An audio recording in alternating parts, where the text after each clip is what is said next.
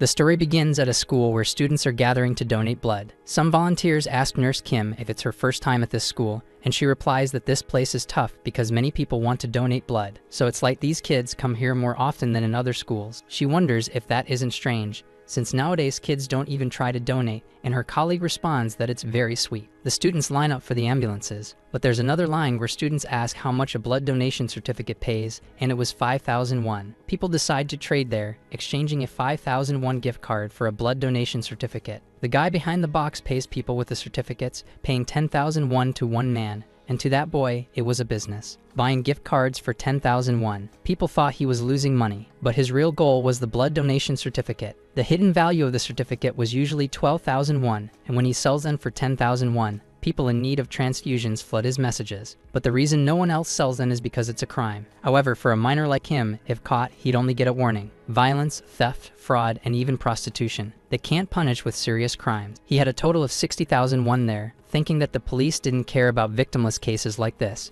But that didn't mean his work was easy. A man kicks him in the face, throwing him to the ground along with all the certificates. Committing a crime also meant becoming a target for other crimes. Those who also commit crimes don't get excuses, they get no sympathy, and they can't even retaliate, as a blonde guy asks how much money Minsu made today. Minsu curses them, saying no one would protect him anyway. Some posters about rehabilitation laws are spread around the city, and the delinquents say those are just empty words from people who do nothing. However, a horrible smell invades the scene and the delinquents complain. The blonde guy asks why they're judging him since men can fart while smoking. Besides, he says the smell is better than cigarettes, with the boy lying under his feet, asking if Minsu made money but didn't pay the tax, that Changsu went to the rehab center and now he's acting like a fool. Minsu replies that he's nothing without Changsu. The blonde guy asks if he knows that Changsu is 100 times scarier than him, but that he'd heard something, because Changsu was getting out today. Joe Changsu, the leader of a young cartel in that area, everyone suffered because of him, but no one could call themselves victims, because if they did, they'd be afraid of retaliation from his uncontrollable power. Wondering if Changsu was really getting out of the rehab center today, Minsa tells him to show some respect because Changsu wasn't his buddy, while the blonde guy says that bastard was acting this way because he was getting out. The blonde guy says he doesn't want to see Changsu's bad side because it would be great to have peace as always. Minsa takes something out of his bag, and the man asks what he's doing, so he decides he'll hand it over to him, but asks what they're doing and why they don't take it, showing his middle finger and telling those bastards to go to hell. The blonde guy calls him a piece of shit, furious, and kicks him, asking if it was some kind of joke, asking if now that Changsu wasn't there, nothing scared him, but warns that tonight he's going to take that bastard's life, though his friends try to warn him about the rehab center. He says it's nothing, and after some time, he'll just walk out, and for no. The blonde guy always made Minsu tremble with fear when he saw him, instead of Changsu, but he's struck in the waist. His friends are stunned, because a sneaker just kicked the blonde guy. Minsu is shocked too, catching his attention, as a man says there can't be school violence, then helps Minsu and asks if he's okay, while people whispered that this was the student council president. The blonde guy grabs a shovel, saying he'll take his life and head to the rehab center today, while the president just repeats about taking someone's life as he hits him again, grabbing the blonde guy's shoulder and slamming him to the ground while asking if he's ever taken someone's life before, if he could really handle that. The blonde guy asks what he's doing since he didn't say he'd take his life, just that he hit him. His friend charges toward the president, asking who he thinks he is to interfere and if he wants to go to hell, but the president simply dodges the delinquent's punch and slaps him across the face right after. Another overweight friend asks if he really thought it would be easy just because he's a student council president and tries to punch the man, but he simply ducks, dodging the blow, and grabs his wrist while reflecting on how easy it is. Then he throws the fat guy to the ground. The president walks toward the other delinquent, who nervously prepares his fist and begs him not to come closer, saying he was only pretending to attack, repeating for him to wait and stay away while shaking in fear. Minsa stands up in the middle of all this, sighing deeply at the whole situation. He repeats that there should be no violence in school, and asks what Kang Yushan wants with all this. Yusung asks how he could say something like that instead of thank you, brother. Minsu repeats the word brother, saying he's not his brother anymore and should stay out of his business since he shouldn't get close to trash if he doesn't want to get dirty. Yusung says he's not trash, he's his brother, and no matter what he thinks, they'll always be brothers. Minsu says that either way, he should just get rid of that watch. His brother looks at his wrist and asks why. Minsu says he was adopted by a rich family, so he should have a new watch by now,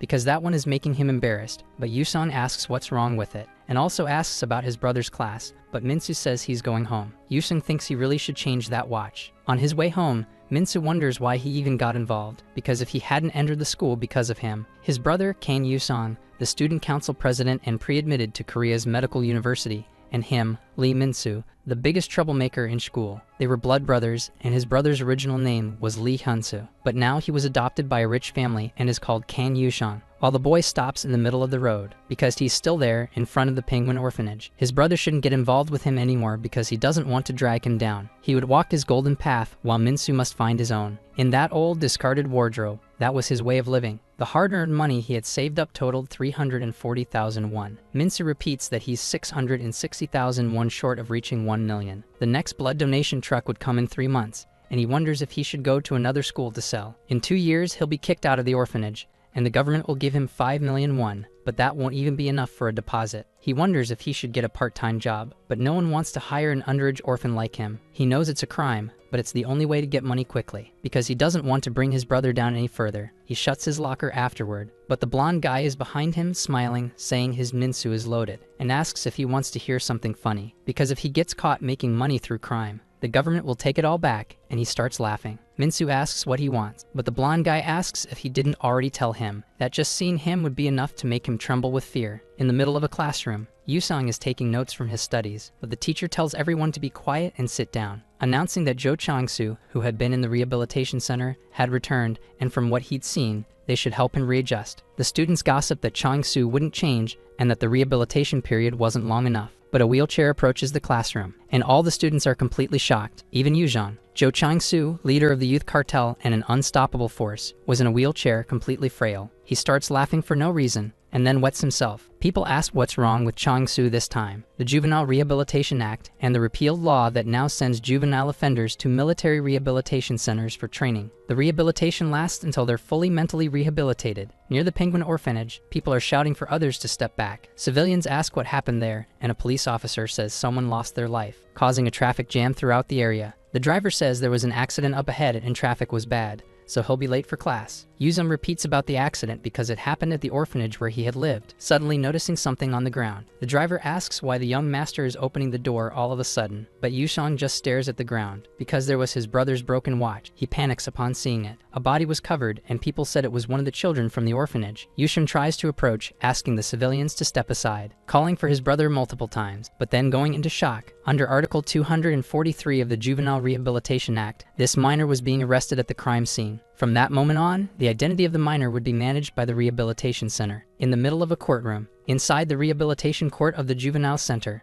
a judge slams the table forcefully, shouting that he was unqualified, because Lee Min-soo showed no signs of remorse and shouldn't forget he was there on a murder charge. Min-soo tries to say he didn't take anyone's life, and kept repeating it several times, but no one listened to him. The judge mutters that he keeps lying, and asks how he explains the fingerprints and the blood on that brick, wanting to know about the other crimes he committed too, which he also denied. He's seen many like him, blaming circumstances, family, and their situation because they are unqualified. When things don't go their way, they pretend to be victims and don't feel genuine remorse, while people in the courtroom think the judge looked truly angry. Because if you take the life of someone who chased you or stole your money, or simply because you don't like them, this world would be submerged in corpses, and he needs to learn this lesson now. If someone bothers you, you should ask an adult for help, because in the end, the reason he committed crimes was because he didn't believe in adults. Lee Min-soo, under Article 28 of the Rehabilitation and Reform Act, was sentenced to the Juvenile Detention and Rehabilitation Center. On a bus, some youths complain about the huge distance between the city and the detention center. Some officers joke with each other because they have good voices, but they'll have to wait just a bit more, because they'll have plenty of time to work soon. The delinquents on the bus wonder what's going on, and if they really slept there. Seeing that there's a girl pressing a shovel into the ground with her sneaker, the officers tell the girls to stop staring and to dig deeper, while the delinquents say it's been a while since they smelled a woman, and divide among themselves which girl each would take. But the officer inside the bus says that's the girls' detention center, and their own is being built on the other side. One of the delinquents complains he can't sleep without girls, while Min-soo stares at the floor of the bus, thinking that even when he tells the truth, no one believes him, and so they enter the center, with the gates closing, sealing their sentence. The officers tell the delinquents to line up, but they refuse, and one even asks for cigarettes. That delinquent keeps asking for cigarettes, but the officer says minors aren't allowed to smoke. He keeps demanding a cigarette so he won't punch the officer, while Min-soo steps off the bus, noticing something different as some people shout in unison. It was an entire unit of delinquents running out of breath while shouting, calling out for pigs over and over. The new delinquents are shocked by this, but start laughing, saying these idiots are hilarious and look like pigs running. An officer turns around, noticing something strange, removing his foot from the ground, and shouting for the delinquents to stop. The newcomers ask what's going on and what he's talking about, but the man keeps calling for backup. That unit snaps their legs together, standing at attention, waiting for their superior's command. An officer yells that with respect to the director, they should give their salute. The unit does so, saluting the unit director. The newcomers keep laughing at the delinquents and officers, but the director signals the squad to stand at ease. The delinquents complain they hate all this military stuff. However, the director smiles upon seeing it, commanding his unit to bow. The delinquents mockingly ask if they're supposed to kneel to him, but the unit of delinquents slams their heads to the ground, bowing in submission to their lord. The newcomers wonder why they knelt, and if they even know about youth rights. That director points and says they've got a bunch of brats this time. The unit shouts for their director, who announces they have 10 minutes to turn these brats into pets. One of the delinquents complains about being called a brat and says he'll shut that damn mouth of his, but he's met with a punch. Minsu wonders what that was, because those guys were effortlessly beating up the delinquents. The army of delinquents keeps advancing while the freshmen think they're insane. They decide to run while the army charges forward. One of the freshmen gets kicked in the stomach, while another is hit with a punch to the gut. The delinquents continue beating the freshmen. That director says he loves seeing pigs like that, and for now, they're not pigs anymore, but slaves, because now they can speak human words. The delinquent army shouts loudly that yes, they understand, saluting and bowing in thanks to the director, while Minsu watches all of it, wondering what kind of situation this is. Because in a mess like this, pretending to be defeated was the best strategy. Only that way could he make it through this, and many would be busy dealing with the others. The freshmen run forward asking for help, while Minsu thinks that running like that will only make them targets. The officers try to warn them not to go there. Minsu reflects that if they really wanted to help, they would have done so from the start. A cop hits a delinquent on the back of the neck with a baton, saying he told him not to get closer. But he hates being annoyed when people don't listen. They stomp on the delinquent while complaining that they hate having to hit people, and he forced them to do it. It was like a survival intimidation tactic, with exaggerated movements and far from any vital spots, a type of violence not meant to kill. It's natural that most people don't want to become murderers, even him. But the director appears in front of him, saying he's sharp, because he got there disoriented but still fell for a stupid trick. Minsu apologizes, but the director steps on his face, saying there's no need to apologize, and that he likes smart rats like him, and from now on he's a rat, so he should keep entertaining the director, who even corrects his scream of pain into a squeak. The director turns to a police officer, saying that things should be put in order now,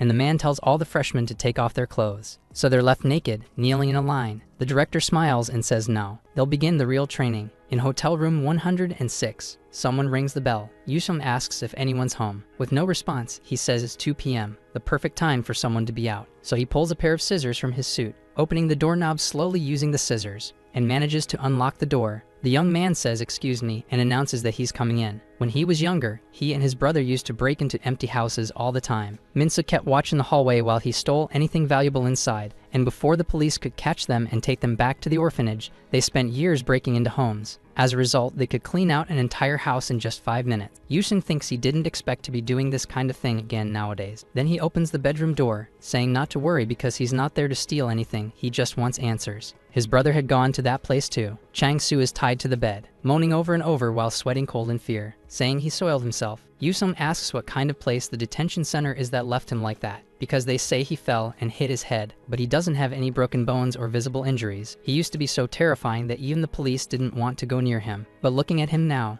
Yusung presses Chang-Su's head against the bed, complaining that it was only 4 weeks for him, but his brother might never get out, so Chang-Su needs to get his head straight and answer him. Yushan notices something strange afterward. Chang-Su is screaming about electricity and how it hurts, but he's wrong. The young man complains that coming there was a waste of time, but he notices something else. On Chang-Su's chest, there was a red mark. Inside the detention center, they were branding the delinquents with a letter B, letting the ink run down their bodies. All the delinquents kneel as they're branded. The director lists their crimes and gives him a C rank, saying this time they only had boring little punks. But finally he finds something interesting, saying his eyes weren't wrong, and congratulates the rat Lee Minsu, because he's more violent than he looks, and is the only A rank in this group, so he'll get some special time there. At Yeonji Girls' High School, some girls are walking toward the classroom, but one of them notices something strange. Blushing, she tells her friend to stop eating and look over there. Yusong was sitting and reading a book. The girls comment that he's ridiculously handsome. One girl walks up and says it's been a while since she saw him, even though it was actually the first time they'd met, and another friend says they should start getting to know each other now. The girl asks if he's a trainee too,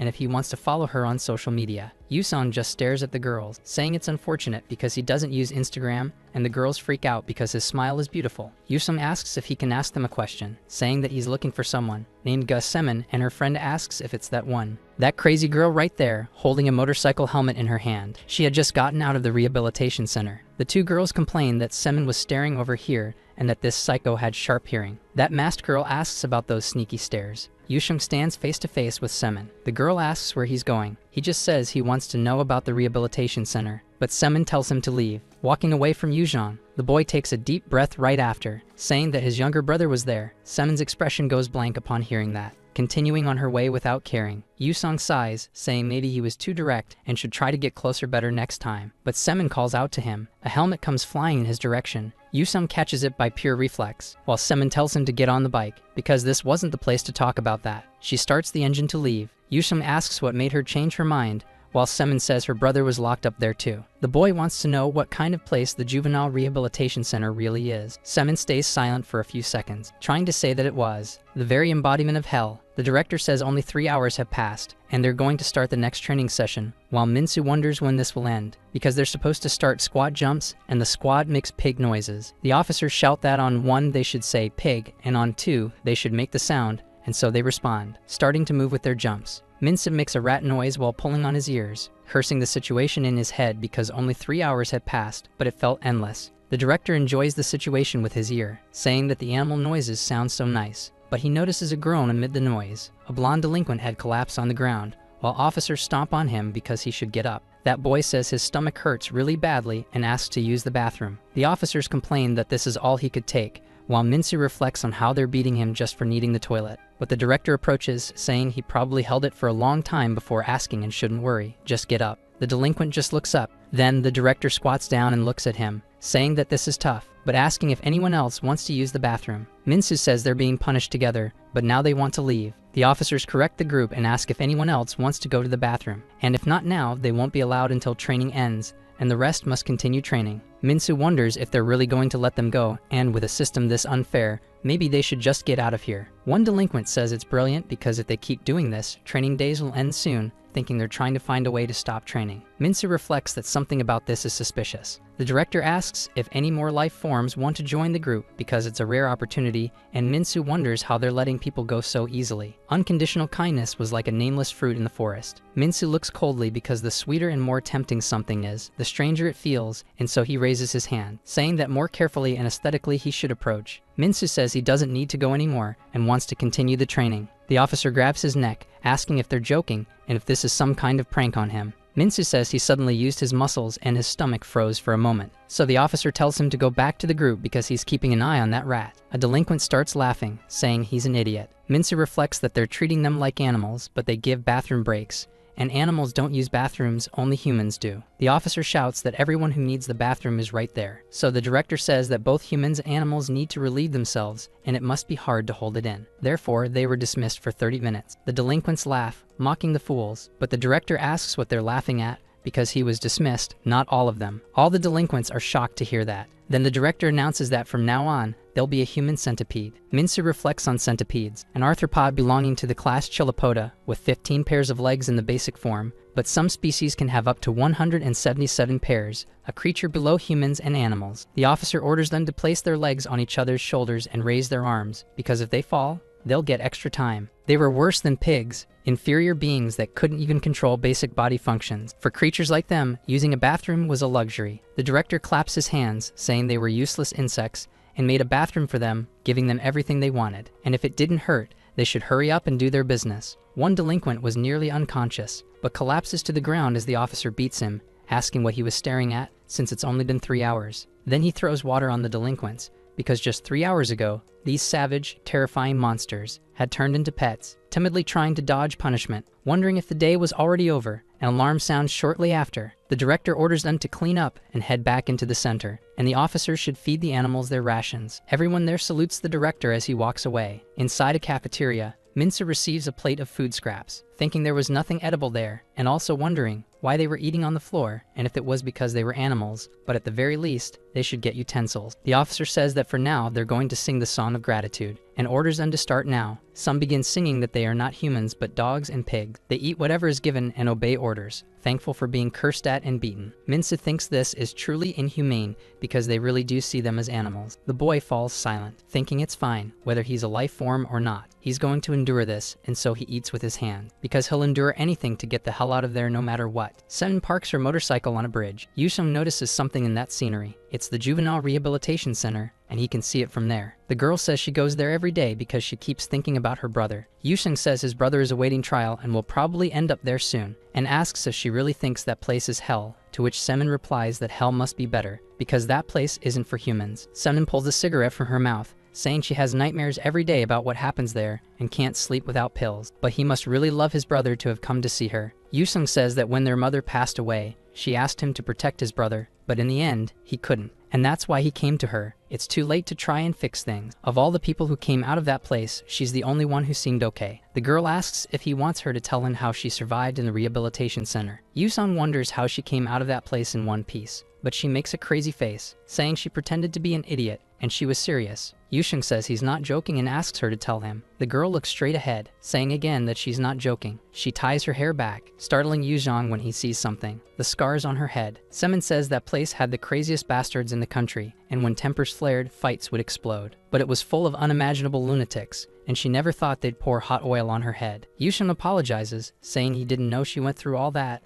and tells her she doesn't have to say anything else. Semin says that acting like an idiot got her released earlier, and she probably won't be of much help to him, but she kicks his shoulder, telling him to fix that look on his face and not to pity her. Yusung bumps her foot, telling her to move, and the girl laughs, saying that earlier he asked about the mark, and he didn't seem to know anything, but she'll explain, because after the induction ceremony for both boys and girls, they get a bath, a meal, and some clothes. Minsu quickly puts on a jacket, thinking that, to prevent escape, a GPS-equipped collar was locked around their neck. He complains that the clothes were terrible, and this thing on his neck. The officers tell them not to get distracted and to stay in line. After receiving their items, they are given a room, where juvenile offenders are categorized by the severity of their crimes, and their room is assigned based on that. For example, an E room is for simple assault, D for drugs, C for theft and fraud, and B for aggravated assault. So Yushan's brother will definitely get an A room, because that's for criminals who committed murder or equivalent offenses, just like the boy's brother, who had committed a murder. Minsa takes a deep breath as he enters the room, with 4 people already inside. 2 muscular guys with bulging veins, a delinquent with earrings, and a long-haired man staring. Minsa thinks things are quiet and wonders if this is a standoff. He can't turn back now. One of the delinquents asks if this bastard doesn't know how to introduce himself, wanting to know where he's from and what brought him here. Minsa reflects that this is a background check standoff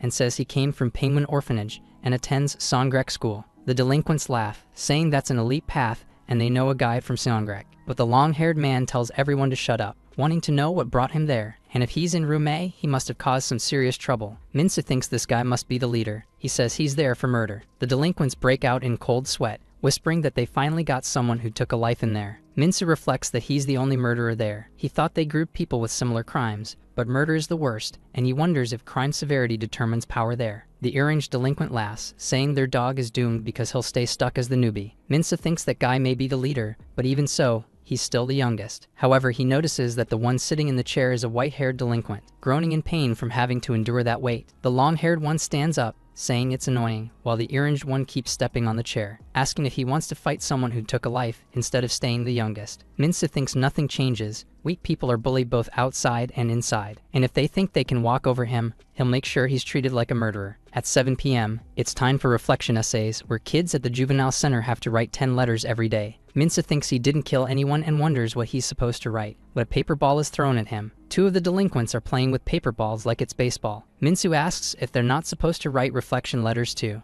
The delinquent asks why he's getting irritated about that, since their dog is going to write everything for them anyway, and Minsu should leave it to the dog too, asking what's up with the dog for him to get up without writing, while the guy says he needs to use the bathroom. The delinquent tells him to go handle his business. Minsu reflects that there are no human rights in the reformatory, only the guards treat them like animals. The boy was doing his business, but a foot approaches, because in this place without guards, the law of the jungle rules, kicking the white-haired boy and asking if he can really do that like a human. No one will protect him, and if you're weak, you're prey. The delinquent tells him to act like the dog he is, and if he wants to do that, he better hurry, but to survive he needs to be strong, or at least look strong. The boy really looks like a dog, and if he can't do that, everything ends as if he were just another animal to the strongest. At 8 p.m., It's bath time. Each person gets 3 minutes to bathe, using only water and soap. That soap was full of hair. They were sharing it with 50 people, and it was already this bad. The guards arrive for bed inspection. The delinquents respond in numbers from 1 to 3. Minsu replies that he's number 5, while the dog makes a sound instead of giving a number. The boy is impressed by that. Then the officer grabs his baton and hits the dog on the head with force, striking him on the head multiple times, yet the notebook remains untouched. The dog keeps crying after that.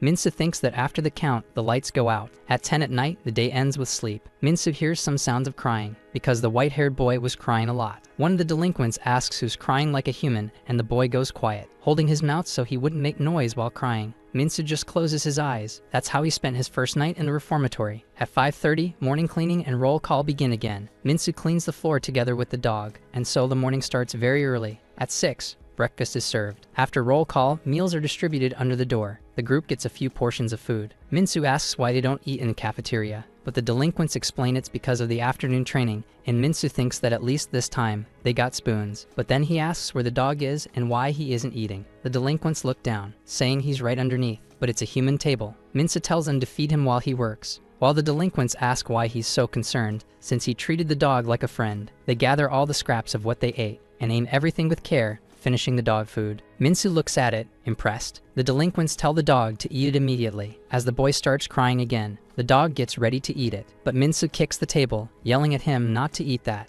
Then the delinquents curse at him in shock. Minsu asks if he's just a dog, calling out the name Moon Hyun-jun. The long-haired one says this place has its own hierarchy and rules, and if he came in late, he has to follow the rules, and if he doesn't like it, he can fight until he becomes the leader. But to do that, he needs to defeat the dog first, since he has the higher rank. If he loses, he'll become the new dog, and Minsu says this is the damn hierarchy game. But it's so childish to do this. And seriously, these guys come here after causing trouble, but don't let go of that mindset. However, Kanjun hits him on the head several times. The delinquents say the dog is doing well, and the killer should fight back. Minsu reflects that he knows he's losing while he's down. But Moon Hyun-jun is crying, so Minsu wonders how he could fight back in a moment like that. Meanwhile, at the Penguin Orphanage, a woman stands outside, asking if the boy is joining the army tomorrow and if he packed everything he needs. Yushim agrees with Director Mom, since he and his brother's treasures are all packed. The director says they were the biggest delinquents in the orphanage, especially Yuzong, who used to beat up the other kids easily. The boy asks if it was really like that, while the director remembers how the kids used to be afraid of him.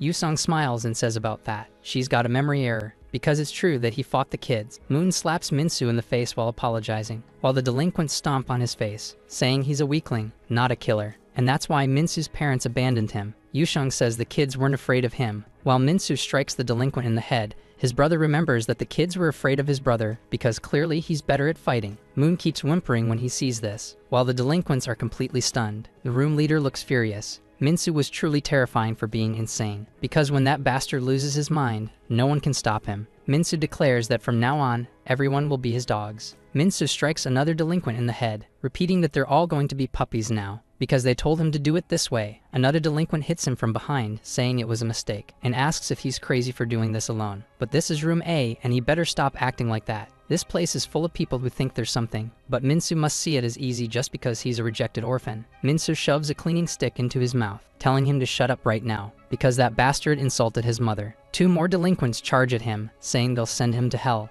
but Minsu repeats their talk about taking his life, as he holds the stake in his hand and asks if they've ever taken a life before. The president says he's going to abolish the juvenile law, and if words don't work, they should take a beating. A politician asks who's going to do the beating, because he is going to beat the hell out of that bastard, since someone came out of nowhere and stole this spot, and if he manages to get Han Mansu out of the way like this. But anyway, he wants to know why he's just standing there, calling out to Kang Yushang, kneeling on the floor. Yusheng says he was thinking about the military test, and resolving juvenile issues now would benefit his political career. The adoptive father replies that he intended to take care of his father, but canceled medical school and was sneaking out at night. So he tells Kang Yusheng to speak properly, and prepares for a swing while asking if this is about his younger brother. He hits another golf ball far away, and warns that even if he enlists now, there's no guarantee he'll be sent to the Juvenile Rehabilitation Center, and Yusheng says he understands that. But that's why he's asking for his help, and if there's anyone who could make it happen, it's his father. The father asks why he should clean up the mess his brother made. Yusheng reflects that he really won't help after all, but the father says it's an exchange between the two of them, and asks if he can turn his father into a president. Since that's all he should focus on,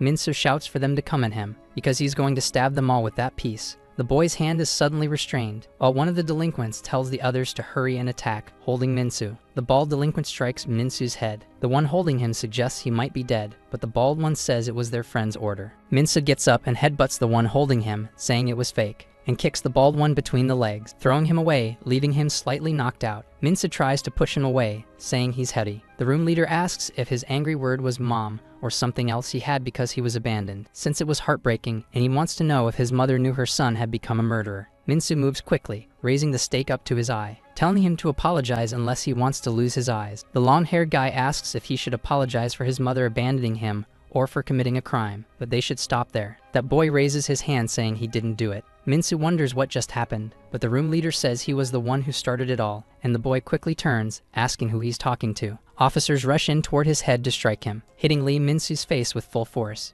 Then they order everyone to get against the wall and for Minsu to drop the weapon. The officers continue beating him because he caused trouble there. That long-haired delinquent says he grabbed the weapon and hit the others, causing injuries, and that he'll include the details in the report. The officer asks if they just sat there quietly while he caused all that chaos. Even Moon agrees with that. The officer drags Minsu by the hair, saying he's a lost cause, and he's sentenced to solitary confinement to reflect on his actions while he's there. Minsu curses everything that just happened. The solitary confinement room, also known as the punishment room. That place is where troublemakers are isolated for a period, and the days spent there aren't counted toward detention time. So Minsu curses that his sentence has been extended. But being alone there was actually good, and maybe he should cause trouble sooner to be sent there. An officer tells Lee Minsu to sit properly, or he'll earn another day in solitary. So kneeling down and lowering his head, Minsu reflects that he has to keep the kneeling position even while sleeping. Under 7-day-a-week surveillance, even the freedom to move hands and feet is taken away, but at least the cuffs are removed when going to the bathroom. A question pops into Minsu's head, wondering where the toilet paper is. The guard tells him to stop thinking and finish quickly. Minsu asks about the toilet paper,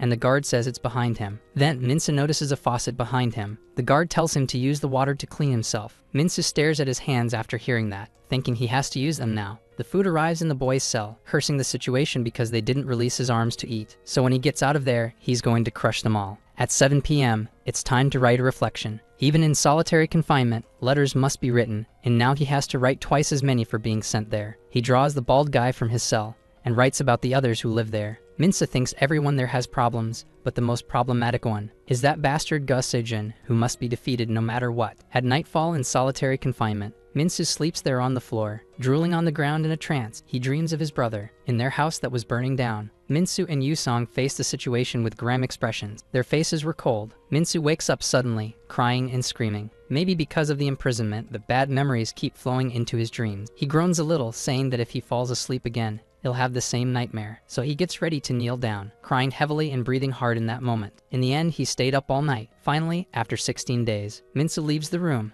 Lee, who had been in solitary, was released and should return to his room. The delinquents stare at him seriously, while Minsu, irritated, curses them. The delinquents apologize for going too far and say their dog won't do it again. They'll just live normally from now on, and Minsu thinks it really was easy. But he says he'll accept the apologies and adds that they need to apologize to Seijun too. But then his head is struck by a foot. Seijun asks if Mommy's boy was looking for him, and then the delinquents grab him, shoving a cloth into his mouth. The delinquents drag him to the bathroom. Seijun says someone else was more excited to see him before he was. Someone who really hated being hit by him there. The bald guy says holding it in every day is hard, and now he's going to crush him. Minsu starts screaming even with the cloth in his mouth, panicking in that moment. But someone enters the room and says that's enough. Seijun says he must be the new guard and that he shouldn't interfere because they were doing this with permission. Yushang says he'll deal with their punishment later. Then he reaches out his hand to his brother. Minsu is stunned to see that familiar hand, looking at his brother next, and then raising his own hand. Meeting his brothers, Yushang tells him that the two of them are going home, and calls out Minsu's name, helping his brother off the floor. Someone sings a song about a battlefield covered in snow,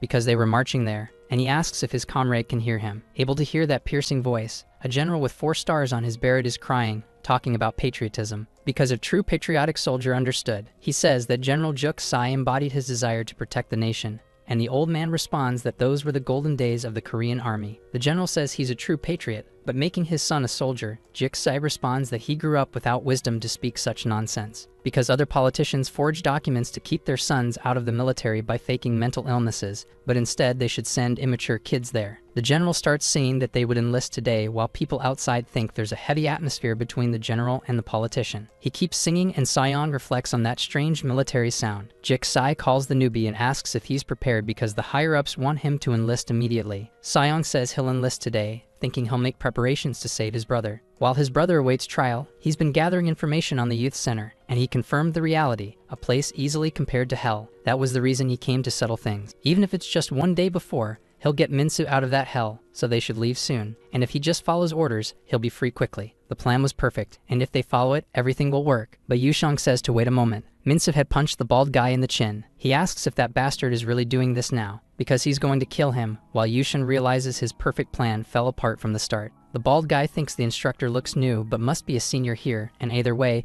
that room only fits 2 people, while the guy with the earring says he must be a rookie. Yusun asks if they're saying that fighting is part of the rules, and he's certain he'll be following the rules tonight. The one with the earring says he's not backing down. Yushun looks at them with a sinister face. Minsu charges with a punch, telling Seijin to come at him. Seijin calls him an idiot, saying he thought swinging his arms like that would work. But he couldn't even keep his balance and was running like a madman, thinking there's something more important than that, because that rookie guard over there had restrained all his subordinates in that short amount of time, and Yushang says they felt good not following the rules. Seijin wonders what that guy is doing because he's someone he's never met before, but Minsu's foot reaches his face, asking where that bastard thought he was going, because that long-haired guy was fighting him, but no one was actually looking at him. Seijin says he had planned to behave properly and get out, but now he was a dog. Minsu tells him to cut it out because he didn't become a dog. Seijin quickly elbows Minsu. Lee wonders what's going on, because this guy is ridiculously strong. Seijin asks if he knows why a dog becomes a dog. Minsu yells that he doesn't care about that while trying to kick, but Ga blocks it, saying the dog was meant to be the leader there. However, he didn't know his place and tried to take control of the room,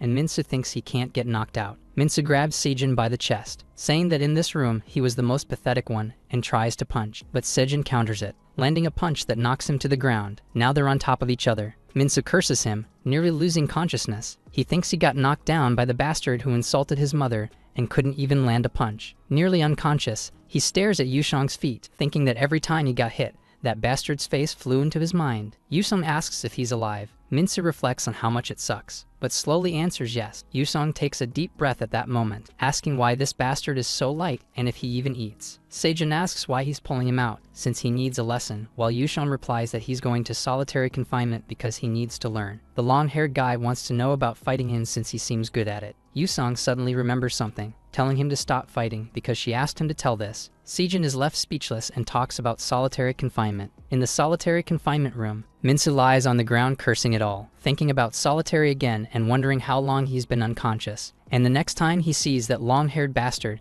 he's going to take his life. Wondering what this is, because it feels like he forgot something important. But he notices something different at that moment, asking why the water isn't flowing and if the faucet is broken and what that means, that he can't clean his dirty hand. Yusheng says everything is already there and he shouldn't clean with his dirty hand. But now that he thinks about it, they didn't restrain his hands this time in solitary. Now he remembers what he forgot, so he punches the door, asking what that crazy guard was thinking to be there, and if he thinks he's some kind of hero, found a nice family and should live that way, but he should have just lived well since he got accepted into medical school. But instead, he ruined his own life by not abandoning a murderer like him, because if he gets locked up there with him, he'll feel too guilty, and Yusan responds that he's an idiot, but he believes his brother isn't a murderer. All of this is because he's his brother. Minsu starts crying and his brother begins teasing him, but the boy asks if, assuming everything goes well, he can get out of there, and Yusong says as long as he doesn't act like an idiot and land in solitary again, everything will go fine. Minsu says he has just one request. He wants to fight that long-haired bastard one more time. Yushin asks why he wants that if he's just going to lose. The boy replies that that bastard insulted his mother,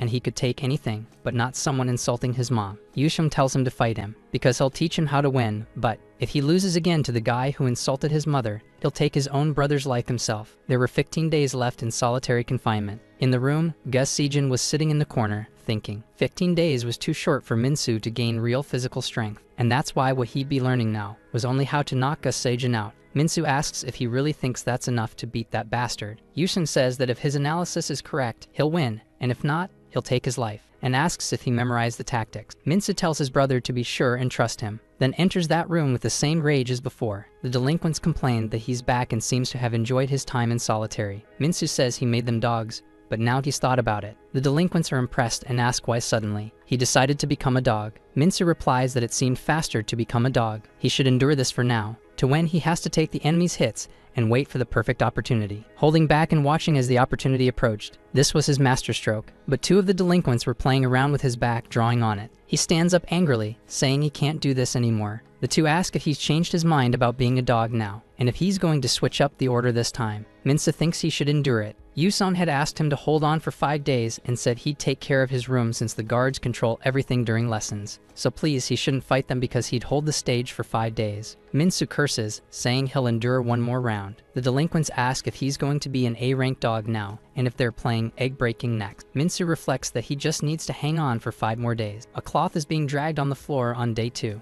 Minsu was scrubbing the floor with all 4 limbs. He complains while someone in front of him makes car noises. The bald guy is on top of Moon, calling him an idiot. Minzu asks what that is, and the man answers it's a cat riding a robot vacuum. On day 3, during reflection time, Minsa tells those bastards to write properly because apologizing for being born isn't enough yet. On day 4, he and Moon relieve themselves side by side. The delinquents eat at his table. They seem a bit impressed by this. Moon is hesitant to eat that. Minsu eats enthusiastically, saying it's really good. He asks for another bowl, thinking that tomorrow is the 5th day and this nonsense ends. He vomits beside Moon, who asks if he's trying too hard, but then suddenly offers him something, handing him a chocolate bar, saying he'll feel weak if he does all this on an empty stomach, begging him to keep it a secret from the others because he bought it with his own money. Minsu holds the candy, calling out to him, but Moon tells him to keep doing his best as a dog. In the youth center courtyard, they play with a plastic disc. Minsu runs to catch it with his mouth. The delinquents say he plays the dog role really well, and complain about dog number 1 because he made a mistake during practice, saying that Idiot was running around and was a legend, but then notices something and tells him to pay attention, because that was the kitchen unit. The members ask who he is and if this is a war. Moon asks if he wants to join a frisbee game. Sejin lies down looking up at the sky. He wonders what this is, and how that guy knows Minsu. Also, someone sent him here, and that could be his sister. Someone calls for the A3 leader. The kitchen unit asks if that's the dog, because he should watch properly since that bastard attacked their team first, and that means the kitchen unit is declaring war. So he should apologize and they'll let it go. A bald guy asks if he's afraid of a proper fight. Sejin tells them to forget it, that they shouldn't escalate things. There's no need to heat things up unnecessarily, and they should keep it reasonable. The kitchen unit asks if this is reasonable, then starts beating Moon repeatedly, asking if this is how he runs things, making them this mad. No need to cover things up about the kitchen unit. The bald guy says starting a war over a dog is too much. Minsu asks if the guards aren't going to step in. His comrade says the guards don't care about small fights and will leave it alone for now. Minsu hears Moon screaming for help, remembering when he gave him that chocolate, and holds the wrapper in his hand. Yusung had said snack time would be over soon, and the fight would start. He just had to hold on until then. The kitchen unit keeps stomping on Moon. He says hitting feels satisfying, and he'll keep doing it for a few more days. But a frisbee is thrown at his head, hitting the kitchen unit leader in the head, saying it was funny, making him fall to the ground. The Class A delinquents are stunned. Sejin gets up, shocked by this. Minsu had thrown it at the kitchen unit, complaining that those idiots came out to play, and if it was going to continue, they'd be treated like pigs here, since they lost their pride. Their dignity was thrown on the ground, and their spirit had been crushed. But no matter how bad it got, he shouldn't feel shame when his dog is beaten by another dog. Sejin calls out to him from behind, saying he told him not to interfere. A member of the kitchen unit grabs his shoulder, asking if this is for real, and says he'll report to the kitchen unit leader that he just declared war. Sejin lands an elbow strike to his face, saying to go ahead with war, but before that, they would deal with this rebel first. Minsu curses him, mentally asking for forgiveness. The delinquents gather around, wondering if this is going to be a revolution. Minsu thinks he ruined the plan again, not caring about all the effort put in. The crowd comments that Ge Sejin is going to crush Minsu. He reflects that he can't run from this mess, but will make sure to keep the promise he made. Ge Sejin says he looks like he's asking to be defeated again. Minsu asks if he wants to make a bet. Whoever wins the fight becomes the room leader. He believes that this time he's going to win. In the juvenile rehabilitation classroom, the kids who were arrested as minors have to attend basic classes there. During the lessons, all the staff remain outside in the yard, and in other words, what happens depends entirely on them. Phase 1 of the plan is to make Minsu the room leader. Today, Minsu will defeat Sejin and become the leader, so everything had been fully prepared. If Minsu can win against Sejin, everything will be in place, and it's time for the actors to enter. But he wonders why they aren't coming, looking out the window while others scream from outside, asking how he can't land even a single punch, since Sejin must be using some kind of divine power to dodge everything. Yusung smiles and sighs a little there. then grabs the window frame, using it to lift himself up, and shouts Lee Min-soo's name, calling him an idiot as he gets punched by Sejun. Yusong announces step 1, a cross punch aimed at him, then moves his hand and talks about step 2, where he'd land a punch to the liver. Step 3 is a hook, followed by a mid-kick, a basic kick for step 5, then a front kick, a spinning kick, and a roundhouse kick. And finally, as the last part of the plan, he throws a straight punch. Yusung says it's been a while since his brother saw this, so it should look familiar, and Min-soo comments that he remembers everything he learned as a kid, but wonders if that's really enough to beat him, because Sejun is strong. His brother explains that Sejun fights well for someone who's never trained, and Min-soo asks if that's natural talent, and Yusong says he lacks flow in his techniques. In short, he has no proper combination, so Sejun is just an ordinary guy who fights well, but he could never beat someone who was trained. Min-soo says he's still lost to him and couldn't even land a punch, and that even if he learns what's being taught. Yusung replies that's exactly why he needs to fight in the classroom, but his brother doesn't understand what would be different about fighting there. His brother tells him that if Sejun keeps dodging the hits, eventually he'll get cornered, and the classroom has lots of places to trap him, so he should use the environment to pin him down. Once that combination stops Sejun, the crowd shouts that this fight is boring, since the murderer is just a loser who doesn't know how to fight properly. Min-soo thinks this is bad, because there are no barriers on the battlefield. Yusung runs up closer to the fight, calling Lee Min-soo an idiot because he never listens, but there are too many people and he can't see what's going on. Still, he needs to stop this fight now regardless of the plan, so he shouts to stop the fight. However, the director asks what he's doing. That man is eating popcorn. The director asks why he's trying to ruin his fun. Yusong salutes the superior and says the kids are fighting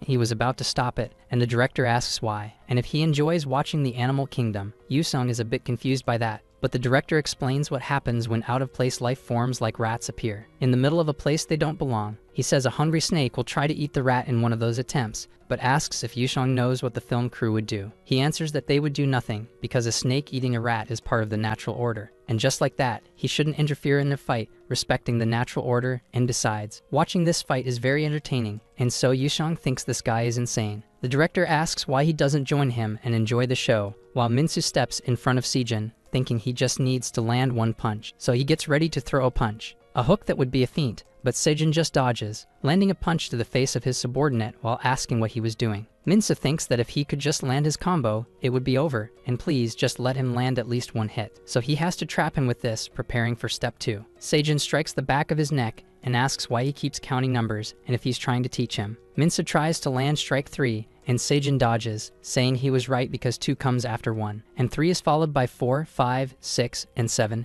and Min-soo thinks his reach is short, he has no strategy, and his stamina is drained. Besides that, there's no wall to complete his combo. All he can do is take the hits, getting kicked. The delinquents blocking his way ask why he's heading over there. Yusung thinks he should just give up because he has no form, but he'll make a new plan later. The delinquents who got hit tell him to stay away. Min-soo reflects that if this keeps up, he'll lose just like last time, and if that's the case, he might as well surrender without getting hurt any further. The delinquents push him away right after. He looks back, confused. The delinquents ask what he's doing without fighting back, because if he gives up, he'll have to deal with him. Sejun asks what Mommy's boy is doing and if he's looking for her. Min-soo cracks a smile. His enemy wants to know what's so funny, and the boy says it's nothing bad. He just remembered something, a way to land his combo on him. The delinquents at the center scream for them to get back to fighting and end the match already. Sejun tells Mommy's boy to finish it too because time's running out. Min-soo says it's perfect because he was also planning to end it, while thinking he's figured out how to use the combo, but he wonders how to lure him in. While he was being taught,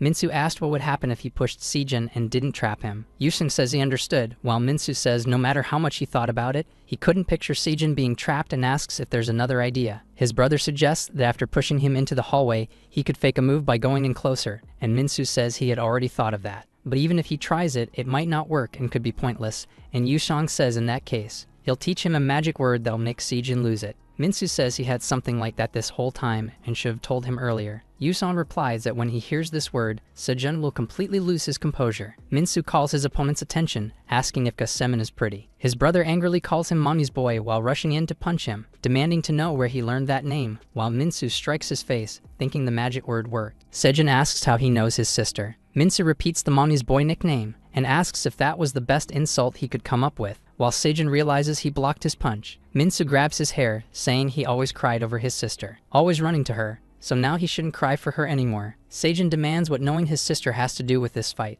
thinking that if he just moves back before the short punches hit, but he's driven into the crowd, being told to get out of there. Minsu lands an uppercut on him, saying that this time it's right here. Seijin reflects there's no room to dodge, and he attacked first, but he realizes his arm is trapped and gets punched in the liver. Seijin curses him, realizing he's trapped and his movements are restricted. Then he gets hit in the face with an uppercut that leaves him no time to think. Yushin thinks this guy had told him to use the desks or chairs in the room, but he's using the audience as walls instead. Seijin gets hit repeatedly, thinking he needs to get out of there because he can't dodge or counter like this. So in this specific situation, he decides to dodge to the side and get away. But Minsu hits his calf with a low kick, then follows with a cross, saying he's going back to step 1. Seijin thinks his right side is blocked, so he'll try the other side. However, Minsu lands a medium kick to his abdomen, asking where he thought he was going. Seijin reflects that he can't escape, and on top of that, this guy looks even bigger than before. Minsu strikes him over and over with attacks 1 through 3. Seijin thinks he can't land a single hit and should just swing his fist, but Minsu dodges his punches, asking what he's even trying to do, and if he was just going to randomly keep hitting until one landed. And he had told him not to insult his mother, while landing another straight punch. Just thinking about it made him even angrier, so he asks if he even knows. Seijin thinks he can't take any more hits and his next attack has to land, but he gets hit on the chin by Minsu, who asks what he knows about him or his mother, so he better apologize now. Seijin is falling to the ground as he's struck. Minsu lands the final blow, telling him to apologize to his mother. Everyone in the crowd is shocked, including the members of Room A. Minsu remains standing, saying that bastard didn't even apologize in the end. People comment that now Minsu is the leader and Seijin is weak, but the director approaches and tells everyone to step aside because they have to salute. The delinquents split into 2 lines and salute the leader while making pig noises. Then the director says he didn't think he'd win, but he did. And as expected, the animal kingdom is fascinating because a rat defeated a snake. He's been hiding himself ever since he got here, and now he's even getting into fight. Yushun asks about Seijin, and the director says to throw him into solitary or something. The brothers meet eyes. Yusong walks behind him, asking who he takes after to be so disobedient, and Minsu answers who else? He got it from his brother. Yusung thinks it's now time to move to phase 2 of the plan. A sculpture stands in a room. Semin asks if his brother ended up in solitary. Yusong answers that it wasn't part of the plan, but things just happened. The girl tells him to stop moving, because if he keeps moving, he'll ruin the composition. Yusung asks how long this will take because this pose is really hard to hold. The girl asks about that other one, but the boy denies it because he was completely naked in it. Semin tells him to stop thinking because it's over now, and Yusong asks if he can look, while the girl says he ruined it by moving a bit, but it should be enough to get into a top art school. Yusong gets annoyed, asking if this is supposed to be art, but Semin says he looks mad, but his model was annoying too. However, maybe it was because of his brother, but he doesn't need to apologize because he ended up in solitary by asking for it, though now she feels like he owes her one. Either way, she has a problem, and Yusong asks if it's because of the painting. But the girl says no, her brother got involved with the cooking club, and it was like getting hit by someone with a trash can. Anyway, he became part of the girls' cooking club, and sometimes they interact with the boys' group. They're a very close-knit group, and hitting one of them is like hitting a brother. Among them, there's one guy they have to deal with carefully, the leader of the cooking club, Jang Dubo, who asks if he's Lee Minsu. Minsu confirms that's his name. He hands over some goo, saying he gave him a lot. But Jang Dubo is a clueless idiot, and Yusong wonders why someone like that would be scary, gentle, dumb, and clueless.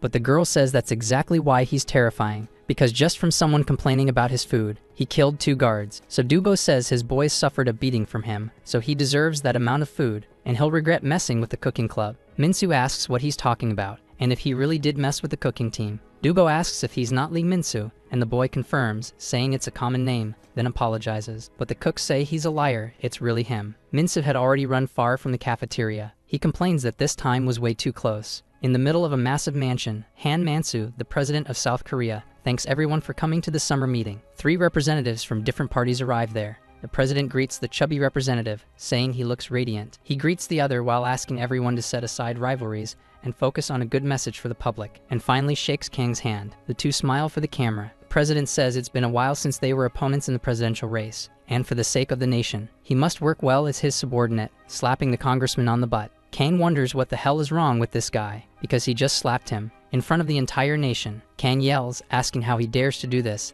and charges in to punch him, beating him for humiliating him. But it was just a punching bag that he keeps pounding on. He says his father is heading into disgrace, and wants to know what he thinks about that. Yushin says that bringing down President Han Mansu was easier than he thought, because all they need to do is destroy his political foundation, the Juvenile Rehabilitation Center. Kang says that's the reason he sent him and wants to know if there's any progress. Yushin says what he saw inside the Juvenile Rehabilitation Center was something the president hadn't used to persuade the public, forcing kids to use violence against each other, where various forms of abuse are applied and fights are deliberately ignored. So that place isn't for children, it's pure hell. His father claps his hands, saying it's amazing and that the rehab center is his weak spot. Yusung says that if he can leak it and apply the right pressure. But his father says that's still not enough, because juvenile offenders are still rule breakers and victims would rather see them suffer. All Mansu did was promise future improvements in line with human rights, so Yushan has to dig deeper to get something out of this. The boy repeats that it's not enough. Even in a situation like this, it's not enough. The delinquents were in an extremely uncomfortable position. They scream that they're crabs. The director watches from his chair, commenting that today they'll have crab soup,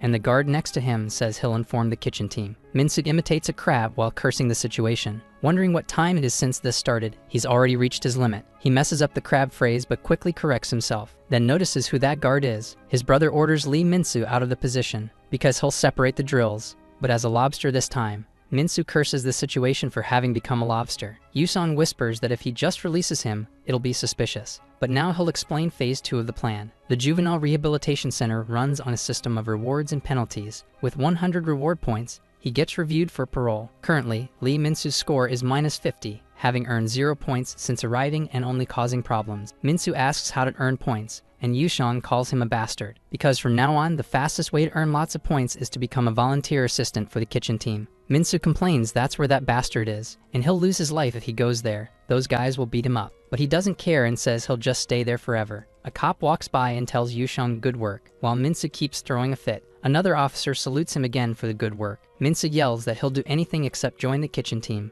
Yushan agrees and says he'll look for something better. In the late afternoon of that same day, the sound of falling leaves and birds chirping, the short breeze shaking the curtains. It was a good time for Minsu to take a nap, and this was the last piece he'd have, as a noise interrupts him. Minsu tells his subordinates to let him sleep, because they're still making too much noise while cleaning the floor, and they don't need to be robot vacuums anymore. The subordinates say the cleaning is almost done. Minsu says they earn 1 point each time they clean the room and asks how long it will take. The officers ask if the cleaning is done, and Minsu confirms. So they say Lee should follow them to his new post since he signed up for the volunteer job. Minsu thinks Kang Yusong is the best and confirms it, but he's disappointed upon arriving at the place. Dubo asks if it's the liar Minsu again. Minsu thinks his brother had promised not to sign him up there. Kang Yusong was a bastard for that. The cook, named Jang Dubo, a man who dreams of becoming a top chef in Korea, his right hand trained to hold a 3-kilogram iron pan and flit 2 kilograms of food with ease. His left hand is optimized for delicate tasks. To criticize his food means an insult to Jang Dubo. Dubo says he has to endure this, but there's nothing he can do since there's no real culinary talent around that could help him in that place. The noodles are burning in a pot. One of the cooks says he's managed to make oil and now his country is a producer. Others question if it looked like the wax color of soybean oil soup. Dubo tells him to stop that, but he thinks he needs to calm down, reminding himself that the word chief means the head of a group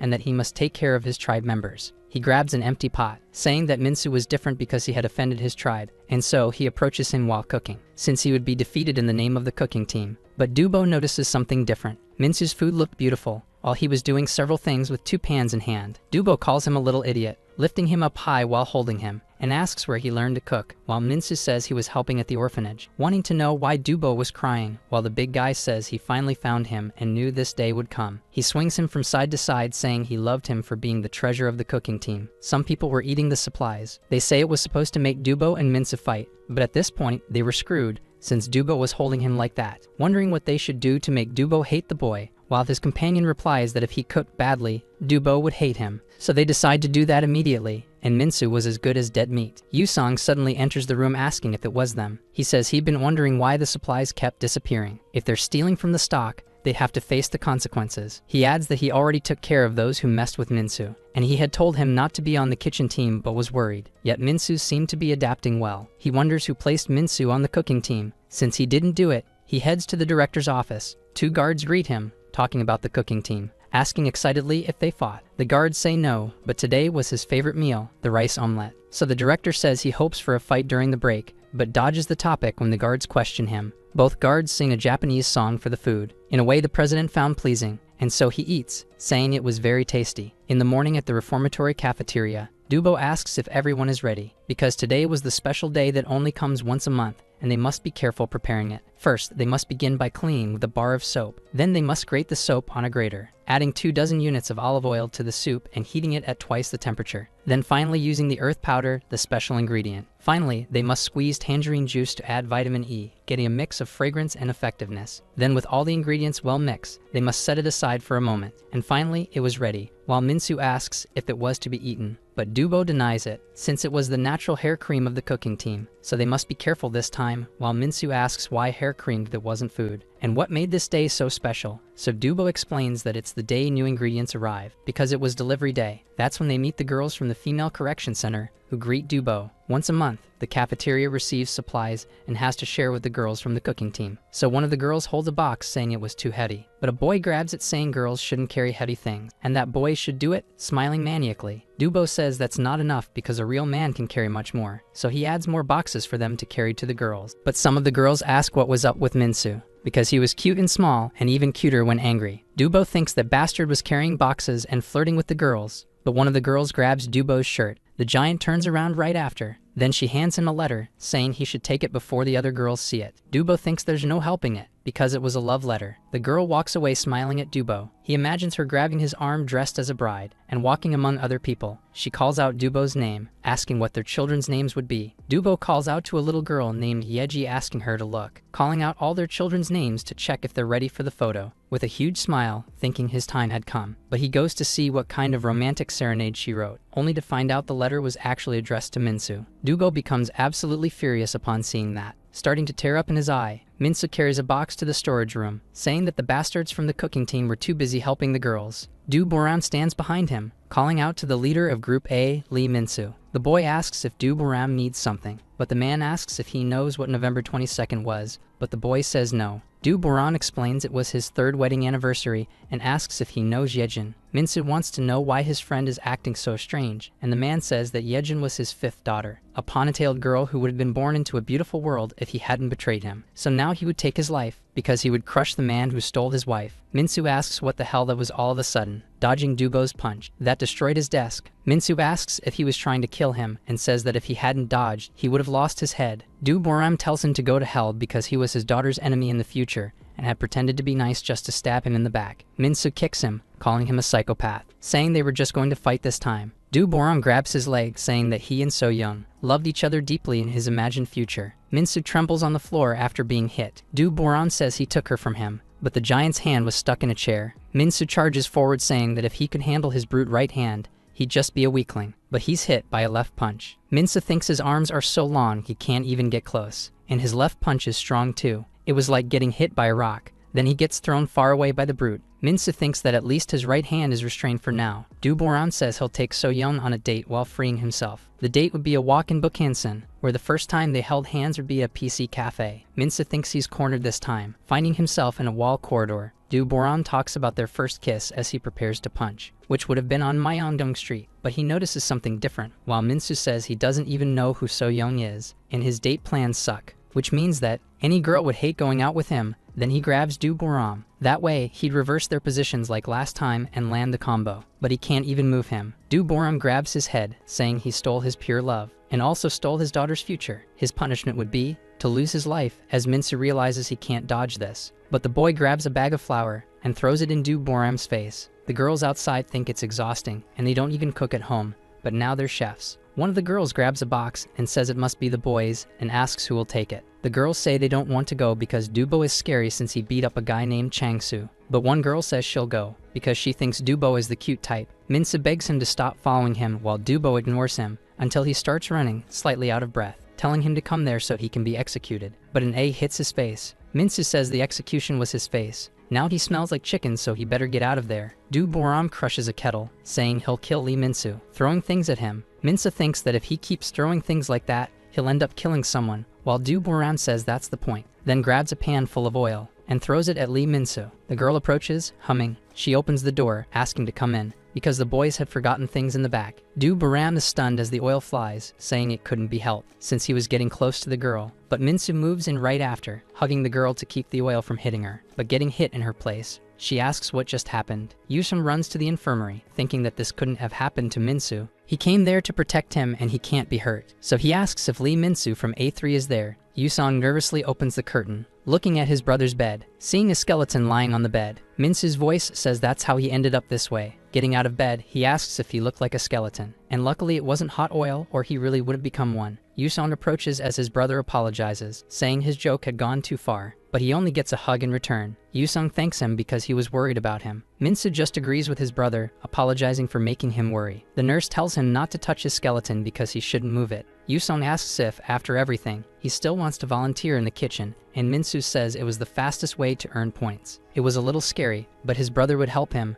and he wanted to know how to take down Dubo. Yusung asks if he was ready for that. The director asks if this was Sergeant Kang's idea and what kind of training this was. Yusung says this exercise was meant to teach kids who challenge authority in that place. The director appreciates it and says it's very creative, but wants to know where the stones came from, and Yusung says he brought them from the mountain out back. Minsu curses Kang Yuzhong for not training him normally. His brother says he was doing fine and was ready for the day. Minsu asks if that means he can fight Dubo now, but Yuzhong denies it, now pointing to a bigger stone because he was going to roll on his own. Minsu curses his brother while doing it, rolling backward with all his strength. Yuzhong says he was doing well and can stop now. Minsu tries asking again if he can fight Dubo yet, but Yuzhong says no, because the next one was that gray rock, so he makes the same effort as before, cursing his brother while rolling the stone. Yuzhong says he did a great job. Minsu says he's going to die at this rate. His brother asks if he thinks it's easy to beat someone in a higher weight class, and says if he can move more freely, he could win. Then he adds the but to the equation. Minsu wonders if a person can even move that massive rock. In the solitary confinement room, Seijin says it's been a week since he was sent there. He still doesn't understand why he lost, since he couldn't land a punch, but it happened because he let his guard down, and if they fight again, he'd definitely win, and that means, but now it was time to think about something else. His toilet paper had already run out and the water wasn't running anymore. He had already used one sleeve.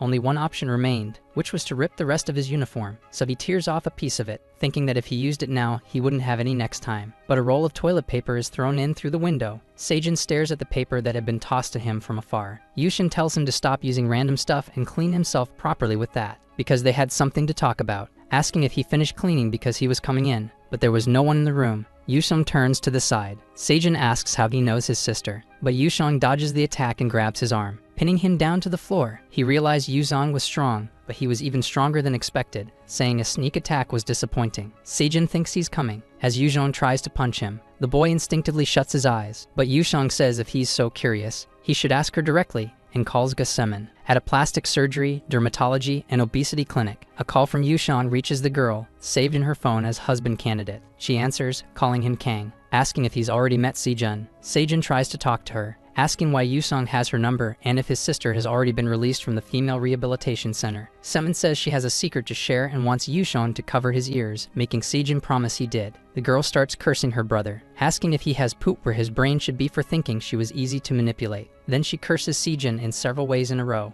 The boy is left speechless by it. That giant rock was still at the training center. Minsa tries to move it with his legs, but no result comes from it except wasted effort. His classmates watch while chatting. Minsu asks if it moved, but Moon says no, and his classmates encourage him to give up. But if the boy moves that thing, he'll get to fight Dubo. There are many strong people in the prison, but Dubo seemed to be the strongest, and if you get hit by his right arm, it's over. Since they must have seen how Changsu ended up after getting hit by that right arm, and Minsu could end up the same way. The boy curses everything because he was going to move no matter what. His sister says she raised him with so much love, and he turned into this idiot who can't even recognize who's been helping him. Seijun puts the phone on the ground, ready to hang up the call, then presses the big red button. Semen says he hung up, and now he's just asking to die, and didn't even tell him to be careful yet. The clinic nurse calls the girl to tell her the doctor is waiting. Yusung asks if the call ended as he takes his hand off his ear, but notices Seijun sitting on the floor saying this was exhausting. However, he and his sister were on the same side, and he is Minsu's older brother, asking if it was him who taught him how to fight, because he'd do whatever he said as long as he taught him to. How could he fight others? In the cafeteria of the Juvenile Rehabilitation Center, some delinquents say they got punished because food had been disappearing, and by now they might get kicked out of the cooking team. But ever since Minsu and Dubo fought,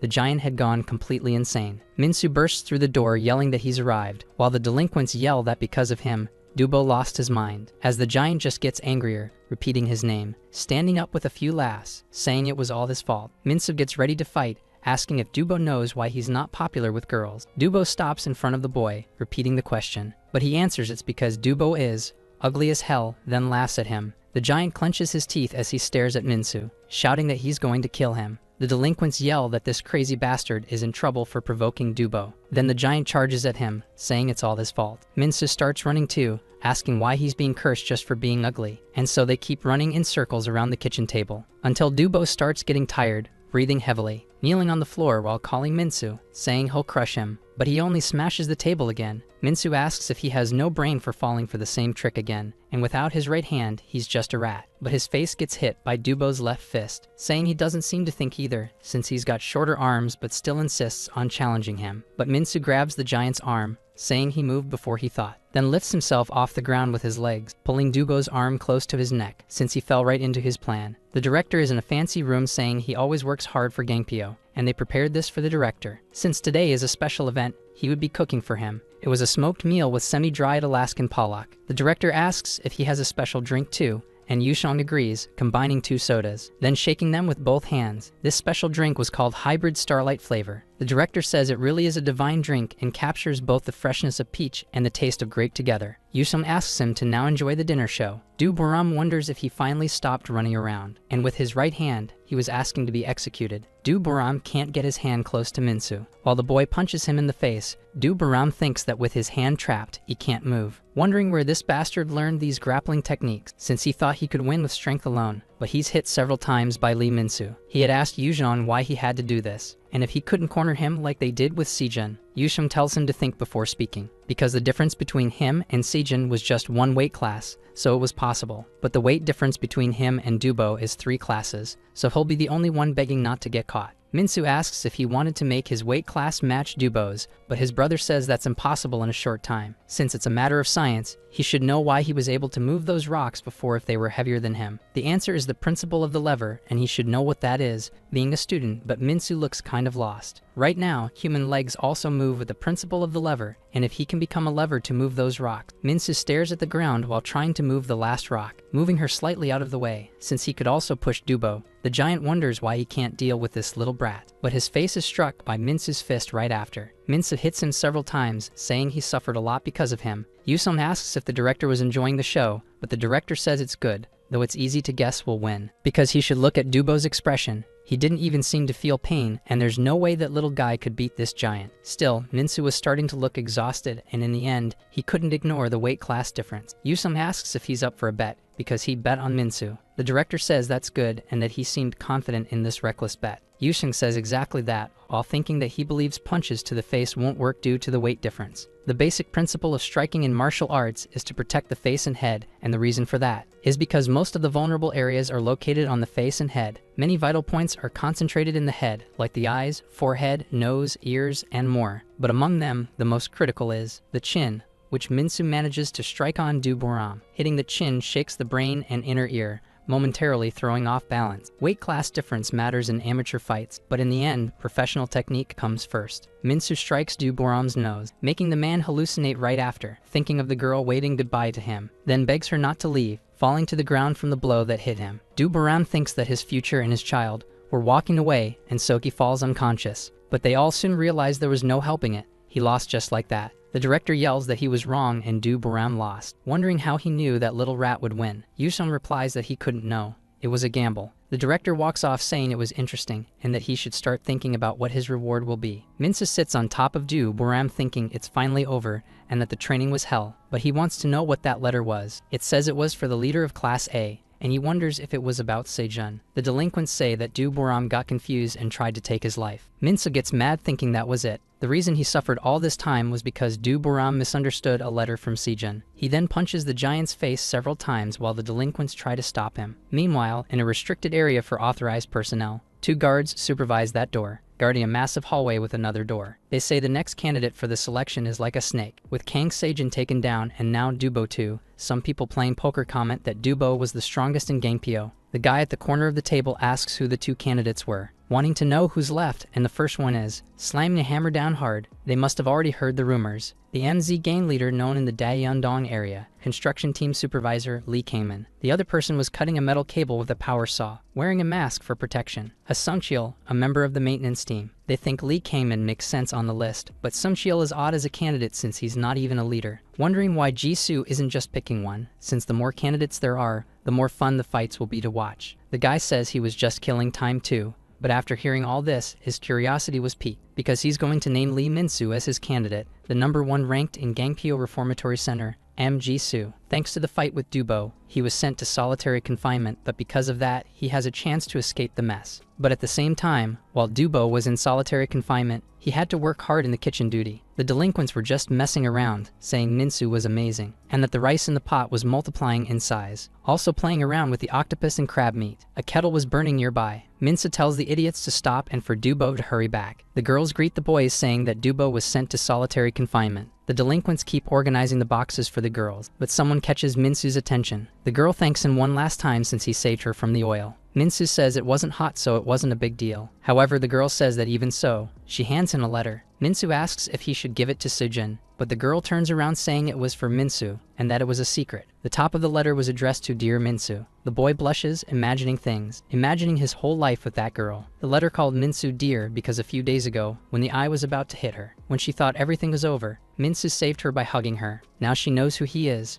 but the first time she saw him was when she was walking after eating. A frisbee had been thrown, hitting the delinquent's chin. The girl was surprised while stuck behind the fence. That was the day he fought Sejun. She saw his wild eyes that day, like a badger or something like that, blushing as she thought about him. After that day, she held her breath for him. She heats a tweezer over the fire, asking if he knew what she had to do to deliver that letter today, then smoothing her hair with a hot tweezer. A friend comments that her hair looks fine now and they should put on makeup. The girl tries to say there's no makeup there, but her friend replies that if they don't have it, they can just make some. So they should get some water and mix it on the magazine page with the color they needed, then apply it to the right area, making her lips look more lively. The girls say that it's good enough to confess, and that Sarah looked really pretty. In the letter, she asked if Min-soo thought she looked beautiful today, because he should give her an answer the next time they meet. The delinquents call him a traitor because he got a girlfriend before them and was happy over a letter. Min-soo says he was just happy to receive it. The guys ask why they only ever get letters from their moms or from Sejun. Then the boy shows the letter to his friends, with the girl looking a bit obsessed with him. Yusung goes to the director's office to enter, saying he had been looking for him.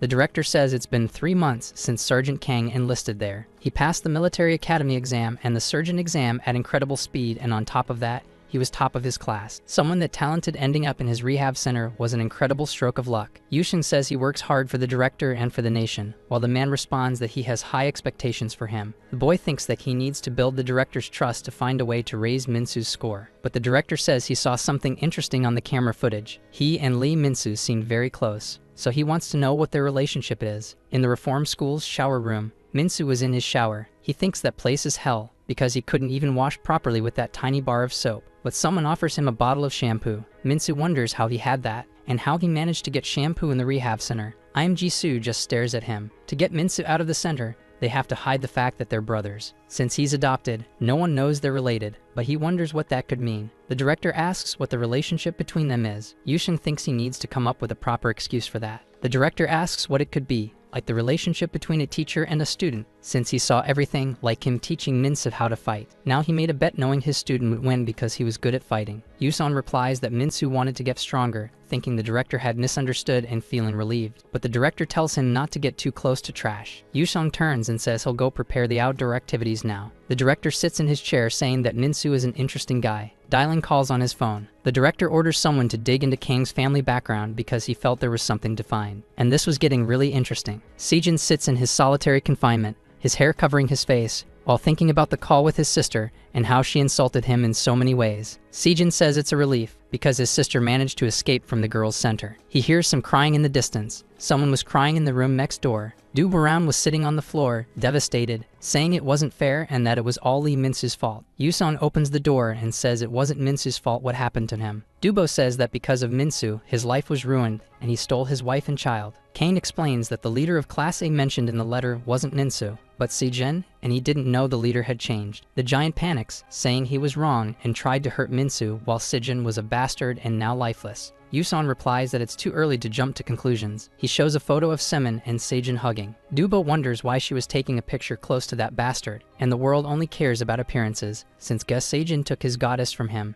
Yushun says they're siblings, with Se-jin being the younger one. Dubo places his face against the bars saying that Se-jin is his brother-in-law, and he loves him. The guard looks back, while Se-jin, annoyed, asks who that pig is calling brother-in-law. Dubo says he's going to cook delicious food for him from now on since they're family. The two start arguing in the middle of the hallway. Yushun says this situation was expected, while thinking that now Min-soo just needs to collect points. But on another front, he has something to investigate, a dark secret in the reformatory center that the director is hiding. But to take down the president, he needs an even bigger weakness. Even as a prison officer, he can't access the restricted area, so something must be hidden there. But he notices something different approaching, a wheelbarrow carrying a human body, which was unconscious from being beaten so badly. Yusun wonders what happened inside there, then notices something else unusual, a man in red clothing entering the room. Yusun reflects on the red uniform, saying he needs to investigate more about all of it. Min-soo thanks them for delivering the shampoo earlier since it had been a while since he washed his hair properly. But that guy in front of him, Jinsu, picks up his shirt from the ground, putting his sleeve on right after. Min-soo asks if his prison uniform is red, and he also doesn't have the rank symbol tattooed on his abdomen. Se-jin asks why he let him win, since there was no way he'd lose to Min-soo,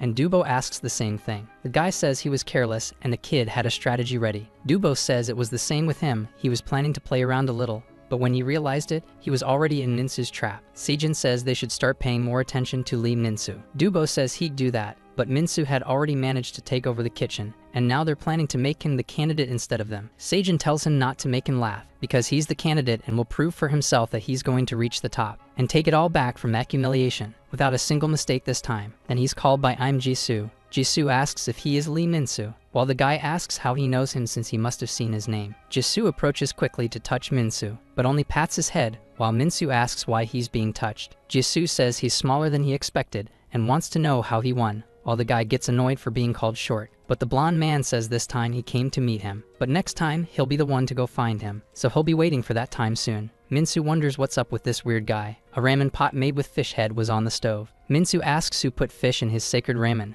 while a delinquent says it was him. The guy just decides he'll eat it, but the delinquents are left wide-eyed and nervous. Min-soo asks why they're staring at him instead of eating. Dubo was already behind him before he finished his sentence. He raises his arms in the air, as Min-soo turns around cautiously, but the giant apologizes for everything, saying he made a mistake and ended up tormenting him, and since Se-jin became his brother-in-law, he can't get revenge anymore. Min-soo asks what he's talking about, saying he'll accept the apology and they should just sit and eat ramen together. Dubo asks if he's really going to forgive him so they can eat together. The delinquents say Min-soo had already gotten a confession from another girl. Dubo gets mad again hearing that, charging at Min-soo for looking at his wife number 2 again. Min-soo says it's fine because tomorrow he's going to deliver Sarah's letter, but he wants to know why he ended up having to come all the way here. Min-soo lies down on the floor and says he doesn't want to go to volunteer work because he wants to meet Sarah to give her the letter. Someone suddenly approaches the group. An ugly guy asks if they want to be his subordinates because he was going to buy some chickens for them. The delinquents ask why he's saying such nonsense. A fat man yells that they were bold to treat his boss like a thief since he had made a lot of money with his business, grabbing Min-soo's shirt and saying he defeated Se-jin and Dubo, but looked extremely weak. A guard shows up telling them to stop instead of fighting again, saying they were out of their minds for trying to fight even during volunteer work.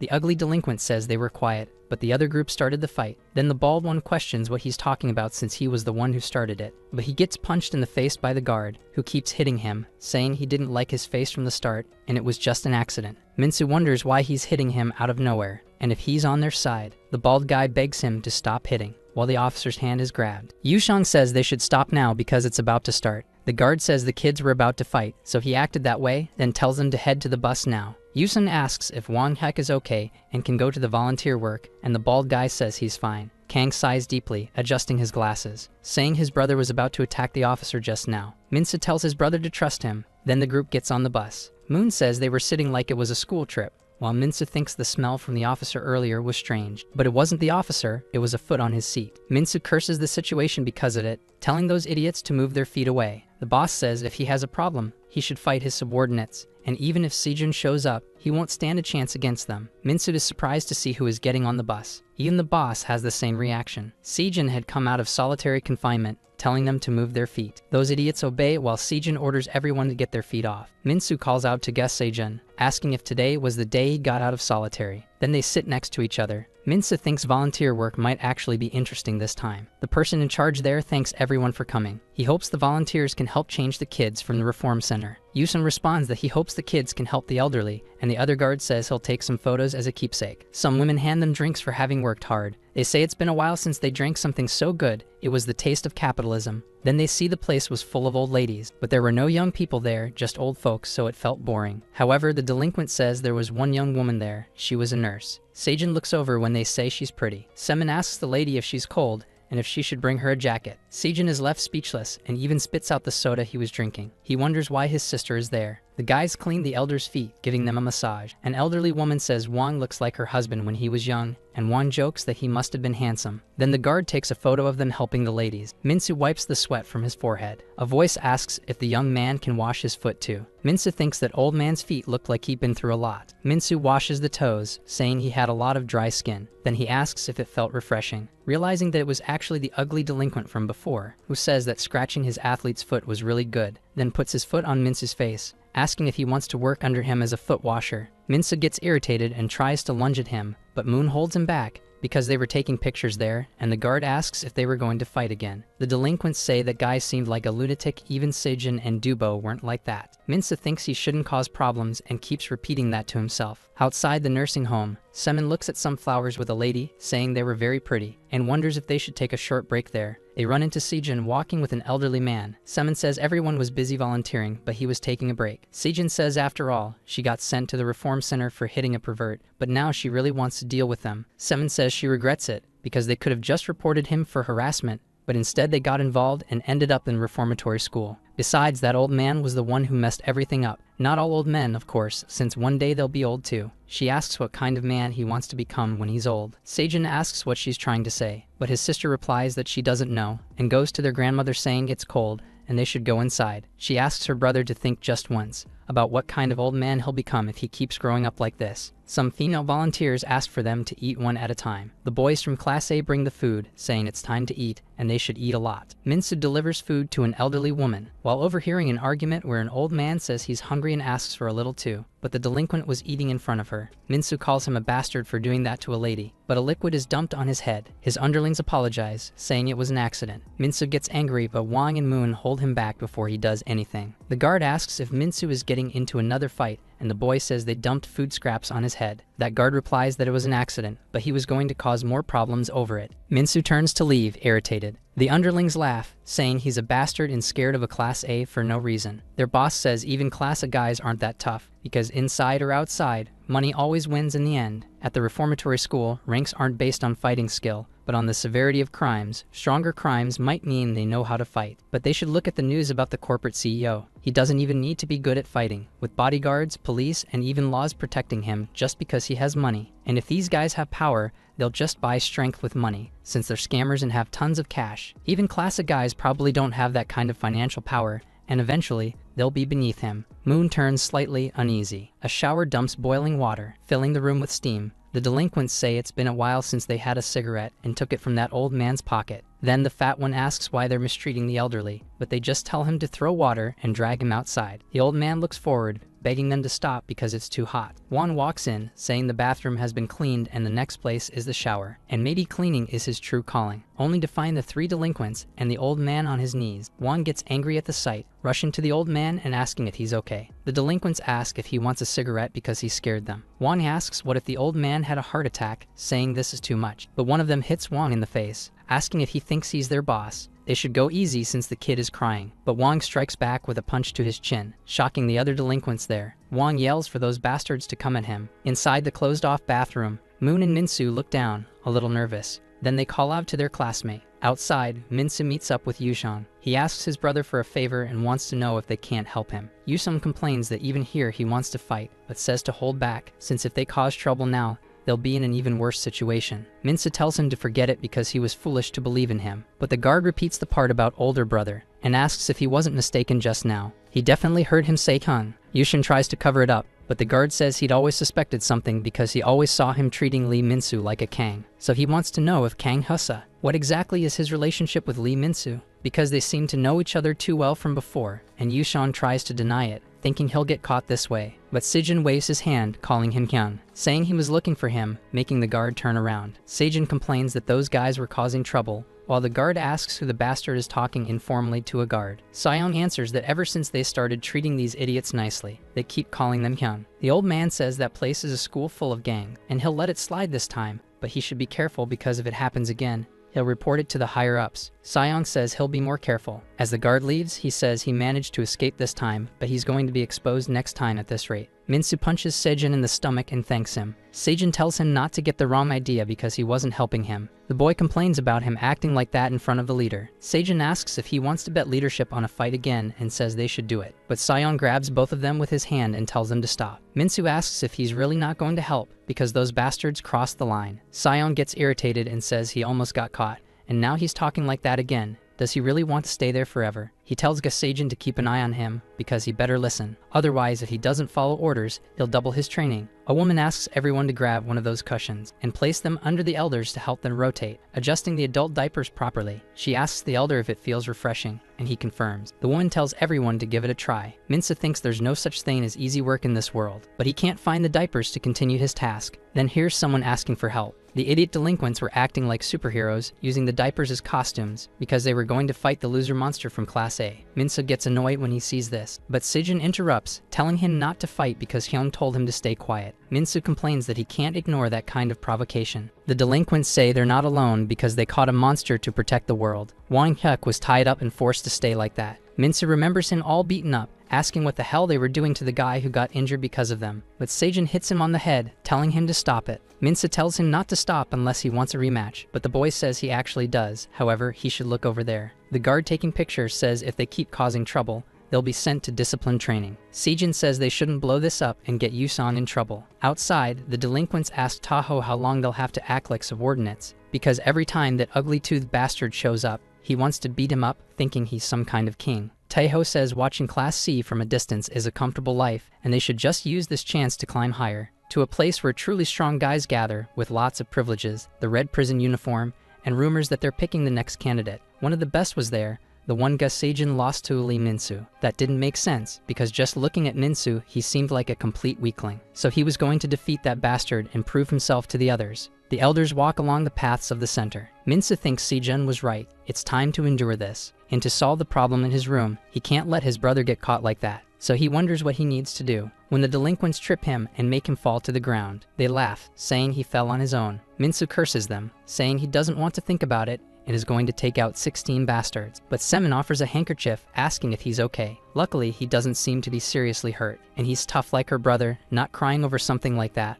while Minsu asks if she knows his brother, but the girl pretends it's a secret. Minsu suddenly looks down, seeing the name tag that says Volunteer Gus Semin. Semin walks away, asking him to take care of her younger brother. Minsu starts thinking about a younger brother with the last name Ga, then remembers Gus Sejin right after, and what he had said about Gus Semin being pretty during the fight. Minsa heads towards Sejin, hitting him on the head and telling him to take that, because it was for hitting him on the head earlier. Sejin says just thinking about it makes him happy, because now he's going around hitting others for fun. On the rooftop of the nursing home, Semin wonders why he's not coming, but a can of coffee is placed on her head. Yushin apologizes for being late but wants to know why she called him. Semin says she wanted to thank him because thanks to him she got to find Sejin and his family. It was the least she could do. Yusung replies that she's been helping a lot all this time and he was just doing it to gain something. The girl replies that he has a real talent for making people want to punch him, but he turns his face and laughs with her. Changing the subject, he asks if she's heard about the red prison uniform, but Semin doesn't know anything about it. He asks if it's her first time hearing about it, since the other guards keep dodging the question and there's no way to get any information. Either way, he's leaving soon, because who knows what kind of trouble his younger brother will get into. even though he asked Sejin to keep an eye on him. Semin says that earlier she asked him to hold back instead of getting into fights. She says her brother pulled her, so of course it was going to be impressive. Even if he didn't hear it, he knows what he'll do, and he'll do it perfectly. Yuson replies that he trusts Sejin to watch over him because he's really dependable, and his younger brother is really strong and reliable after all. Semin tells him not to worry too much about that, since there's no way those two would end up fighting. While Minsu and Sejin are fighting the same delinquents from before, they keep walking as the delinquents gather because Minsu and Sejin were in a fight. Rushing to see the rumored fight where Sejin supposedly lost to Minsu, he asks if that doesn't make him mad, since not only the kids from his class, but now they're crossing the line pulling pranks on elderly people. Sejin replies that it has nothing to do with him, and they should just fight. The guy says the next target is the female volunteer, who must be his sister. Wondering how bad the prank will be, and just thinking about it makes him uneasy. The delinquents ask what they're doing with them, talking instead of fighting. And the rumor must be true that he's scared of Minsu. Sejin hits the guy on the head, saying he shouldn't be worrying about his sister. The delinquents complain about being hit, but Sejin says he's not worried about that. His sister is pretty, but that's all there is to it.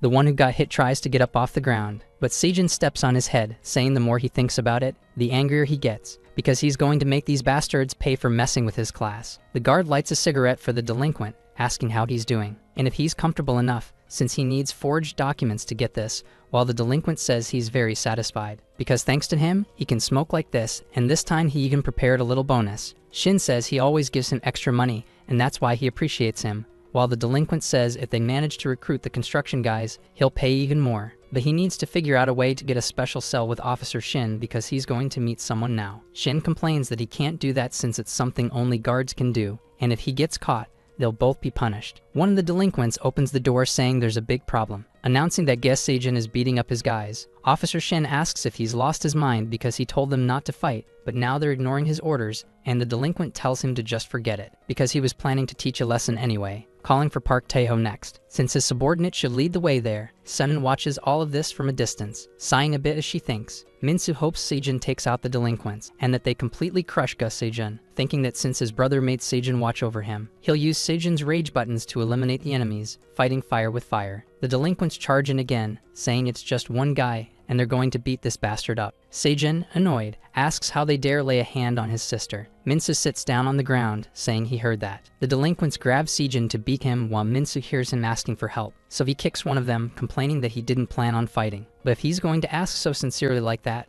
there's nothing he can do. Sejin says he can handle this alone. He just felt like jumping in. Backing up against the wall next, the fat delinquent says he's finished now since he can't dodge anymore. But Sejin breaks through his strike, saying the wall trick doesn't work anymore. Minsu thinks that bastard seems stronger after training with his brother, but so is he, dodging one of the delinquent's punches, saying he's gotten much stronger than before. Sejin tells him not to get in his way, and Minsu repeats that he shouldn't hold him back. But it was easy to take down all those weak delinquents with just a few punches. Minsu asks why he's calling him a mama's boy when he's the pervert in love with his sister. Sejin argues with him for calling him a pervert, grabbing him by the shirt while Minsu asks how he dares act like that in front of the leader, and Sejin suggests they fight again. But Taeho appears behind him, kicking Minsu and telling him to get out of the way, throwing the boy far away. Taeho says he doesn't look like someone who would lose to that rat bastard like that, but since he was the previous candidate, he should fight him one-on-one. Sejin kicks Taeho in the head, asking who told him to interfere. The brute responds that, just like the rumors said, he was pretty strong, making Sejin wonder how he endured that. Taeho throws a punch, saying he was going to test his durability too.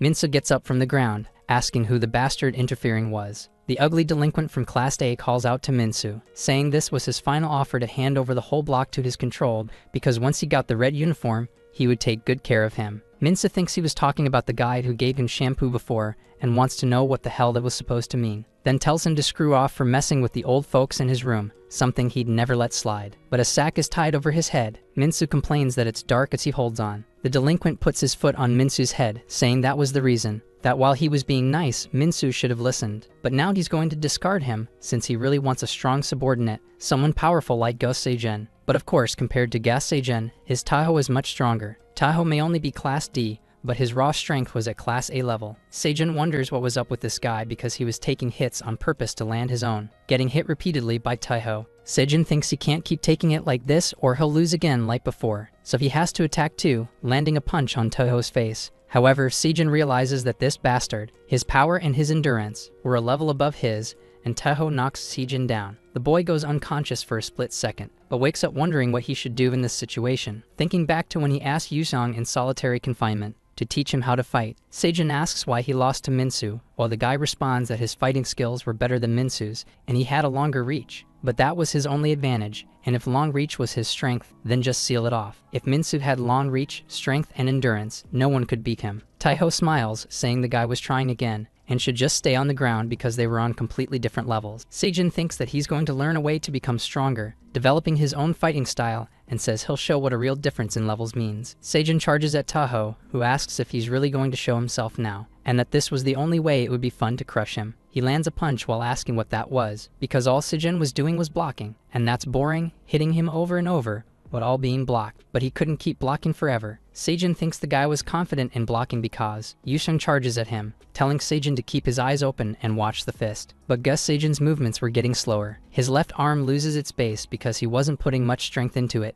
and a blow goes straight to his eyes. Yusong warns that if his arm drops, the attack will break through just like that. Seijin wonders how long he can keep blocking, and if that would really make him stronger. Kang tells him to carefully think about the reason he lost to Minsu. Was it because he got cornered or because he got angry? But in truth, he wasn't paying attention to his opponent's movements and was only thinking about how to counterattack. This training was about observing the enemy's attacks, and Seijin thinks that he really can see it now, because he started to see the guy's movements, with Taho saying he blocks well. A deep breath from the opponent, with his shoulders rising, and that means that a big attack is coming, and that also meant it was his chance to counterattack, striking beneath Taiho's blow. The bigger the movement, the bigger the opening. Taiho says that Bastard was only managing to hurt him after defending, and then he suddenly attacked him, so he starts repeating a barrage of punches against Seijin, who thinks that the more he observes, the clearer it becomes. The pattern of that guy's fists, the speed of his punches, and even the time it takes for his fist to return to base. Taivo cursed him while being injured, asking if that was all he had because he was far from winning, while Seijin thinks he keeps swinging his fists like that, so he'll just wear himself out first. It was so foolish that he never realized this until recently. Then he lands another punch to Taho's face. Seijin thinks that just by watching, he can become strong, and now he understands why he lost to Minsu. So now he wants to know, who is this guy? The one who neutralized his reaction, which means he's truly strong, landing a precise hit to Taho's nose, sending the brute flying, and now keeping his stance high. Seijin says he ended up going serious against someone like this, but he's still far from Jisoo,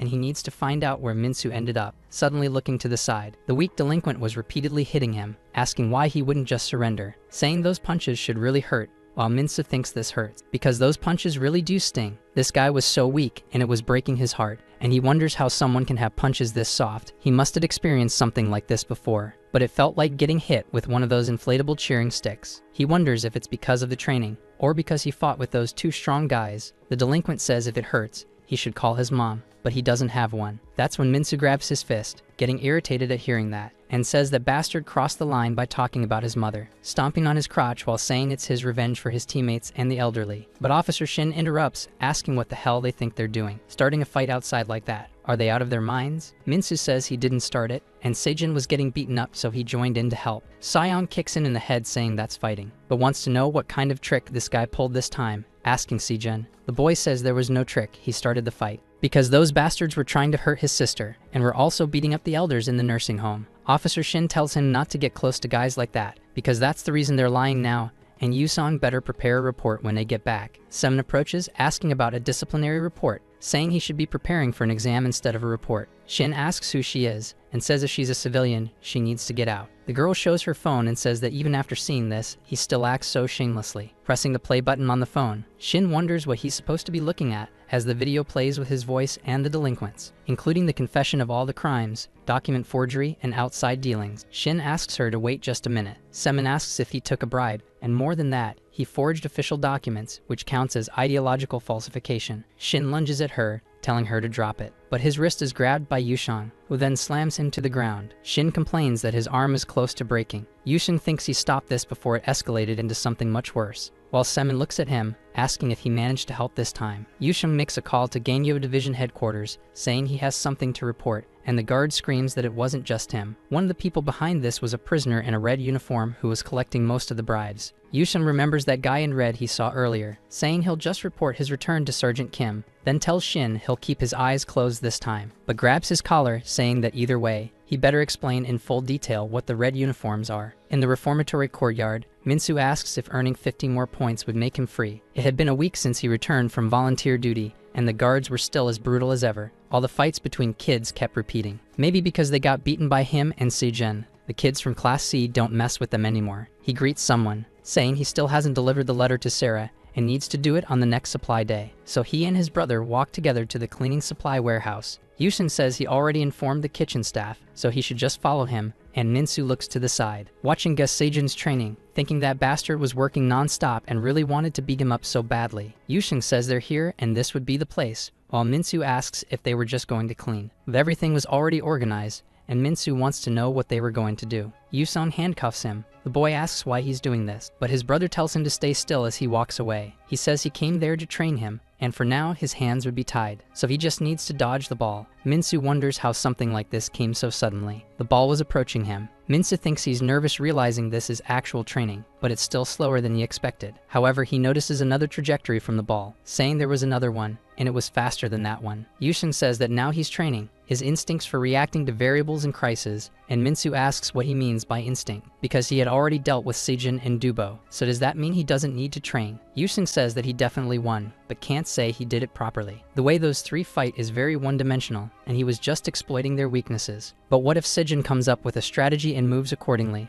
What would he do to win? Or what if he can't build enough leg strength to beat Dubo? What he's learning now is basic strategy, and if he fights now, he'll probably lose. Minsu says he'll trust his instinct, but that's because he doesn't want to lose to that bastard Sejin. But he asks if his brother doesn't hate fighting, and Yuson replies that he does hate doing this, but he still has to because this place is more dangerous than he thought, as he throws the ball at Minsu. At night in a small bar, Shin pours some soju into Sergeant Kang's glass, saying he has no idea how grateful he is for turning a blind eye. Yushin says he's going to ask directly what the red prison uniform is. Shin says he doesn't know the full details, but there are many secrets around it, and the boy replies that he needs to know what's dangerous in order to avoid it. The guard explains that the red prison uniform is for inmates personally chosen by the director, and they handle tasks the guards can't deal with. In exchange, they receive special privileges, and Yusong asks what kind of tasks guards can't handle. Shin says, for example, preventing someone from being released. Because the purpose of the Juvenile Rehabilitation Center goes beyond rehabilitation,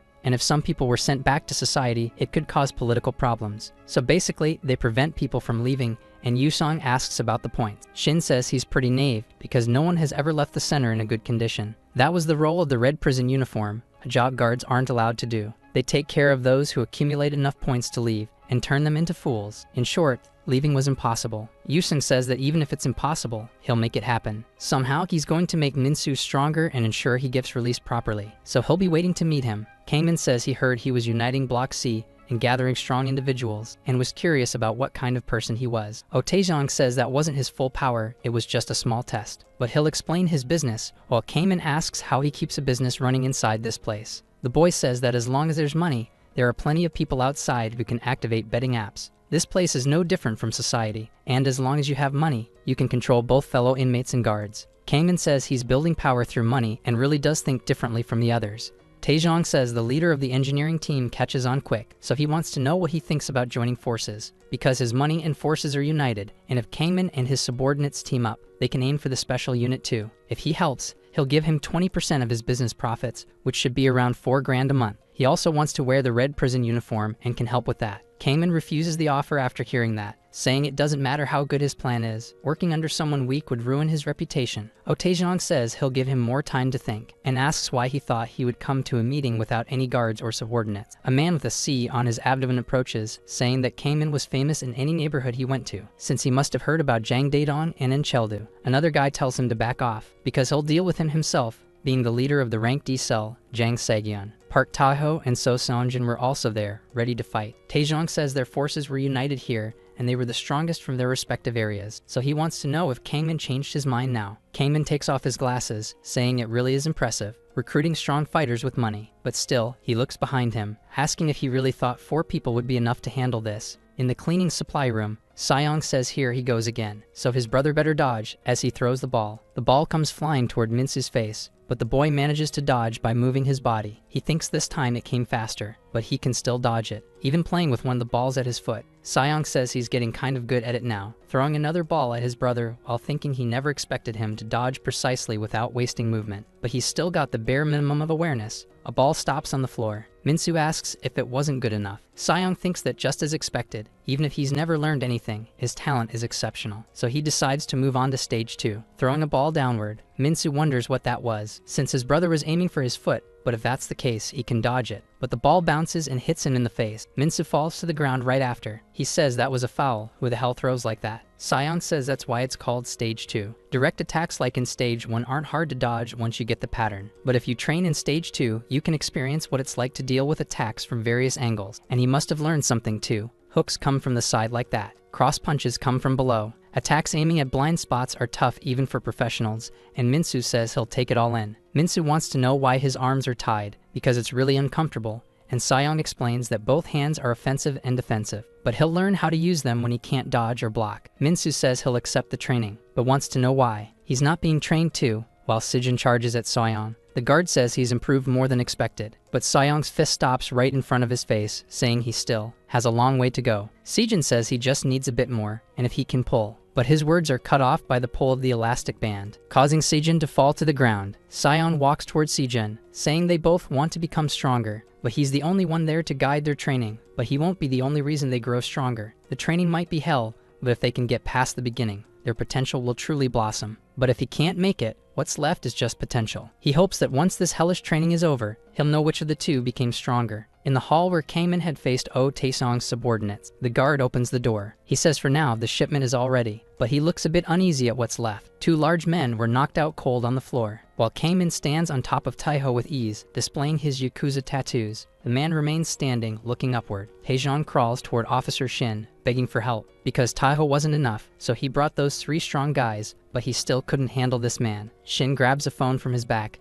saying he really had things prepared, handing the phone to Kamen, ignoring Taesong's pleas for help, and asking why he didn't need to evolve, and Taesong is a bit confused. The man asks why the officer is working with this guy, and his face is kicked by the officer's foot, complaining that this piece of trash, because of him, Kang Yusong had gained the upper hand over him, so he should hurry up and give the security code. Taejong wonders what he's talking about and how he even knows about the security code. Kamen says his men took over his business sites, then asks if they've already cleared everything out, with 3 cars parked in front of his company. The gang members confirm they took care of everything, so Kamen says he'll give them the security code to open the safe. Asking how much was inside, the guy says that combining cash, shell accounts, and some cryptocurrencies, it looked like they were about to add 200 million won. Kamen says those 200 million looked like fake sales reports. Shin asks if he'll get his 10%, while Kamen throws the phone back, saying it'll be deposited today, but more importantly, he wants them to let those people know that he'd like to meet them, because they should know he's prepared his tributes. Minsu asks what that's supposed to mean, since he wasn't allowed to work in the kitchen anymore. Dubo replies that's just how things turned out, while Minsu asks why it had to be him of all people, since there were other guys too. Shin explains they have too many people on the cooking team and have to cut some.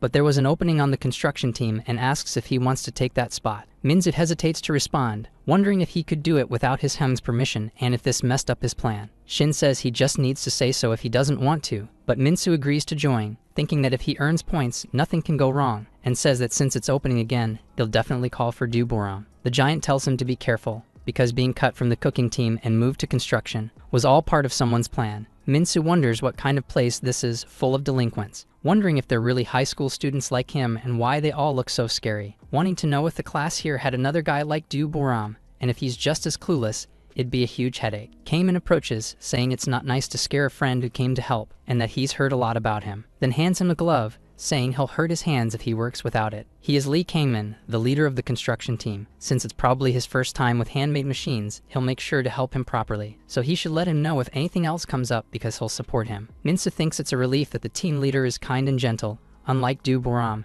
and that moving to the construction team was the right idea. But Kamen looks at him differently. Walking through the prison corridors, a girl asks how far they're going because her legs are killing her, and the guard says they're here and this is the place. She asks how kids live here, since it smells like lonely old people. The guard opens the door, saying he'll give her exactly 5 minutes, so she should handle it and leave right after. The girl enters the room, waving goodbye to the officer. Park Hyoshin says she came there looking for someone. The delinquents wonder how this girl ended up in a male rehabilitation center. Kangmin tells his subordinates to bow their heads and cover their ears, then sits down so Park Hyoshin can enter the room. She says he's cute acting like a gangster, and Kangmin replies that his guys are trustworthy, because when he gives the signal, they won't see or hear anything. The girl says Kangmin's face is her type. The boy replies she's not the first who came to see him, and Hyoshin asks if it was Kim Hwairyong because she had other business to deal with. Kangmin says he's not disappointed, but only one new person showed up. The girl replies it's embarrassing when he stares at her like that. While Kangmin thinks she looks weak, but wears the red prison uniform, something unexpected. So he asks what brought her there. Hyoshin says that now there are 3 candidates again. Kangmin thinks he was sure Baram and Gus Sejin had been eliminated, and the girl says the first is him, Lee Kangmin. The second is Ha-Sung Hyul from the maintenance team, and finally the third, the representative of Class A4, Lee Min-soo, whom Im Ji-soo nominated as a candidate. Kangmin replies that he really has proven himself a lot, but he doesn't understand why he's still just a candidate. Hyoshin replies that he hasn't proven anything yet, because while it looked like he did everything, it was all thanks to his brother, Lee Kangwon, and Kangmin realizes she knows his brother. Hyoshin says that even if a tiger stays behind a rabbit, the rabbit is still a rabbit in the end. But that little bunny can't prove himself without a tiger. Kangmin takes off his glasses, repeating bunny and prove, because if he defeats her right here and now, that would prove everything. The girl replies that she doesn't know about something like that to fall for such a provocation, but he was far from ready. Kangmin thinks she doesn't seem to like him, but he wants to know what that strange feeling is, while Hyoshin asks if she looks weak to him. He thinks this guy isn't an opponent for him. Hyoshin laughs and asks him not to take it personally, and if he wants to defeat one of the remaining candidates, it would count as a trial. But she'll help him move forward along with Hwairyong too. The girl says time's up, and that she'll see him next time. Kangmin clenches his fist, very irritated by this, wondering why he's so tense, since more important than that, he needs to defeat one of the two. He looks at Lee Min-soo hammering in some nails, thinking he doesn't look like someone capable of beating Do Boram or Gus Sejun, and if that's the case, he should test the guy a little. Min-soo says maybe he's more talented than he thought, but the head of a hammer flies toward him. Min-soo dodges by instinctively tilting his head back, wondering about the hammer that hit the wall.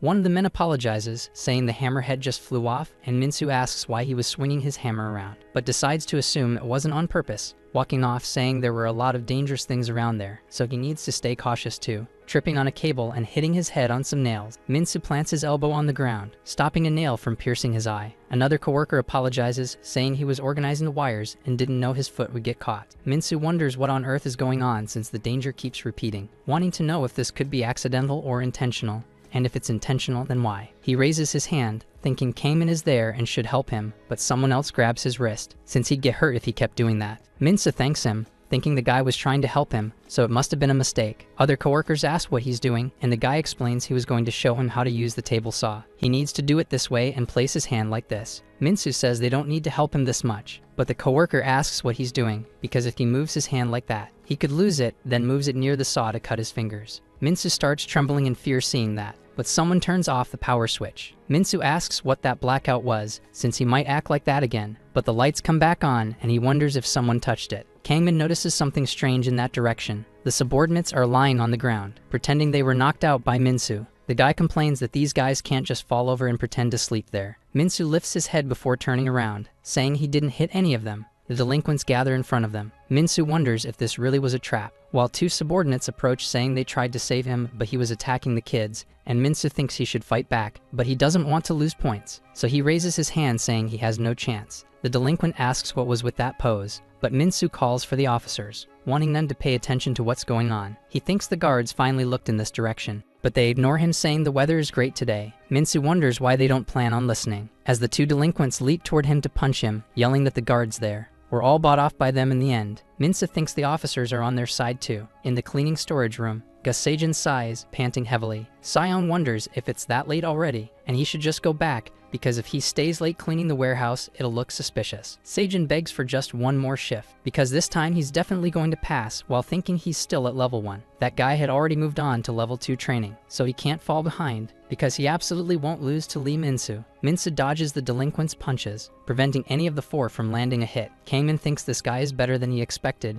but wants to know why he isn't fighting back. Min-soo dodges, saying he really doesn't want to cause any kind of trouble. He just wants to earn a few merits and leave quietly, and he seriously can't afford any penalty points. Kangmin says he was holding back at home because the officers might give him penalty points, and it was unbelievable. He tells the police to go outside and smoke quickly because he was going to clean things up here. Min-soo thinks the guards are done for now, In that case, he dodges the shirtless delinquent's strike, then hits his chin with a quick elbow. Another delinquent charges at him, saying he must have a death wish. Minsu ducks low, using his right hand for support, and brings his foot up to the delinquent's face, throwing him far away with ease. Kamen says now he gets it. He didn't beat Gaseijin and Do Baram just by luck. Minsu asks who came up with this childish plan, and what he did to deserve it, and Kamen replies that he's one of the candidates just like him. Minsu asks what they're even candidates for, because he just wants to earn some volunteer points. Kamen remembers what Hyoshin said about proving himself without a tiger. He says he had planned to hold back his subordinates and was thinking of eliminating a candidate. But being compared to someone clueless really pissed him off this time, so he says screw it. He's going to take his life himself. Minsu replies that that's exactly the spirit.